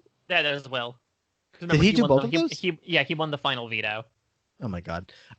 Will is going to go in third place because, of course he is, because you should have evicted Carol when you had the chance, because Carol is going to be our winner here, as Carol beats Burt, her husband, in the final two by a vote of 5-4. You want to proceed more? Let's see. Yeah, we can get some stats here. Popularity. Yeah, so we get to see some week number 2, for instance, Shelby plummets due to her HOH-itis / her flipping Millie's mattress. We see Brad fall a bunch in week 3. I guess he was being really shisty then. But it looks like ever since week 3, Holly was really, near the top of the charts, only to be supplanted by Burt and Carol. Burt and Carol also very popular. Yeah, Burt and Carol were certainly fan favorites. And going into it, I mean, that's the initial. So, all of this was what I said, by how much people were liked going into this. So Sandy was, hated. Terry was not liked. Ken was not liked. Sue relatively not liked. And then going all the way up, you have your fan favorites, which all make sense here. Carol and Burt, Holly, April, Roz, Coach Beiste, Will. But, that's all that makes sense. And then all the way down to this final week where we had Burt and Carol were pretty much in the top 2 for the last couple of weeks. And Burt in particular seemed to be the more popular. Besides, but maybe it's because he was getting more of that strategic edit than Carol, and so the fans were sort of resonating with him more. Maybe I don't know, maybe Burt could have been in a different world, could have been seen as a fan favorite had he not been in the final 2. Yeah. There's a summary of all the game. We pretty much did that. And what else is on these pages? Challenge wins. Carol, Hudson, Roz Washington, Terry with 4 wins. Yeah, female domination this season. Ooh, yeah. Sue with the most votes received. No surprise there with 12. Burt and Carol both with 3 HOH wins. Principal Figgins and Terry both POV kings and queens with 3. Principal Figgins the most nominated with 5 times total. Wow. Votes received, yeah. Sandy Reyerson never with a vote. All right. What a scar on this season. This voting chart opens a new tab. I don't know if that's... Yeah, it's not really necessary. All right. Well, that's what we have here. We have the finale, of course, finished with a Carol Hudson victory over Burt Hummel. Aman, how are we feeling? I'm satisfied. Carol was one of the ones that I said that I was looking the most forward to. I was very worried about whether or not she had that killer instinct, but apparently she does. And she won 3 HOHs and 1 POV and was able to, save herself and keep her man safe. And yeah, I'm saddened that Sue was such an early boot. Terry was an unexpected underdog this season that I found myself rooting for. And Will is a dumbass, as we all already knew. I would have loved to have seen April make it further as well. But overall, I'm quite pleased by this cast. This was lots of fun. Mike, what are you thinking? How you feeling? I mean, the Big Brother ones are always interesting, right? Because there's so many overlapping affiliations that you would think, yes, I mean, this is sort of the alpha and the omega in a way, that you have 2 married couples on this season in Burt and Carol and Emma and Will. One of the married couples is broken up first week. The other one makes the final 2. It's a really fun symmetry to it. Was there as much, excitement and back and forth as we want on a Big Brother season? Not necessarily, but I loved watching Burt and Carol navigate the game in general. I think they both did really, really well. And I think that last portion of the game was really interesting. Basically, since Roz saved Millie with that veto just out of nowhere, there seemed to be some real wild card stuff. Never in my mind did I think a Roz Principal Figgins combo would tear up the house from a certain perspective, but they did, and it was amazing. And you know what? In Big Brother, you got to have your people making dumb decisions, and in that case, of course, of all people, it's Will Scheuster. So, from a Brant Steele perspective, and from a Glee perspective, from a Brant Gleal perspective, from I'm assuming is what you're going to call this series now, I'm very happy with this, and I'm very happy to have started you guys off on what will be a long and prosperous road down the world of Glee, Brant, Steele simulations. Brant Gleal, yeah. Come on the podcast and name it for us. We might just need to hire you to do all of our work around here. So appreciate, of course, Mike, all of what you contributed to helping all of the countless questions that I had been asking the past few days to make sure we were doing this right, getting on here and making sure we were just, all in the right places here. So now when we move on into the next one and sadly do so without you, I will hopefully be okay. Or maybe I'll just end up calling you in the middle of it. Mike, am I doing this? Okay. But we very much appreciate you being here. That's it for this one. I mean, final thoughts for my own. Maybe I should throw those in. I'm still sad that April was robbed so early. It's tragic to me. Robbed in the Gold Star department overall, and robbed on the season. She was doing a lot. Yeah, she was standing out.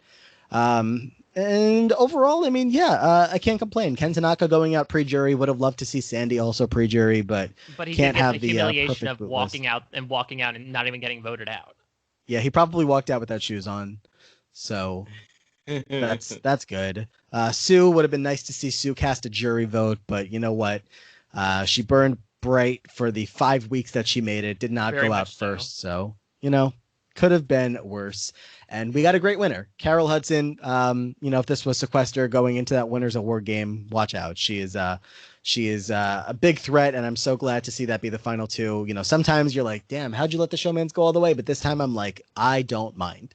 So this was a lot of fun. I don't think there's much else. We've already been going for a little while. Mike, this don't know when it comes out because we don't ever have a schedule, but anything you would like to plug here? I mean, no matter when it comes out, I'm going to be talking Lost every week with Josh Wigler as we dive down our own show of the past. Not doing it as quickly as you guys are, but we're doing Down the Hatch over on Post Show Recaps, which at the point that people are listening to, we just launched a Patreon page, patreon.com/Post Show Recaps, where for a small amount, you can check out some extra podcasts and support all of us putting out some great scripted content going on there.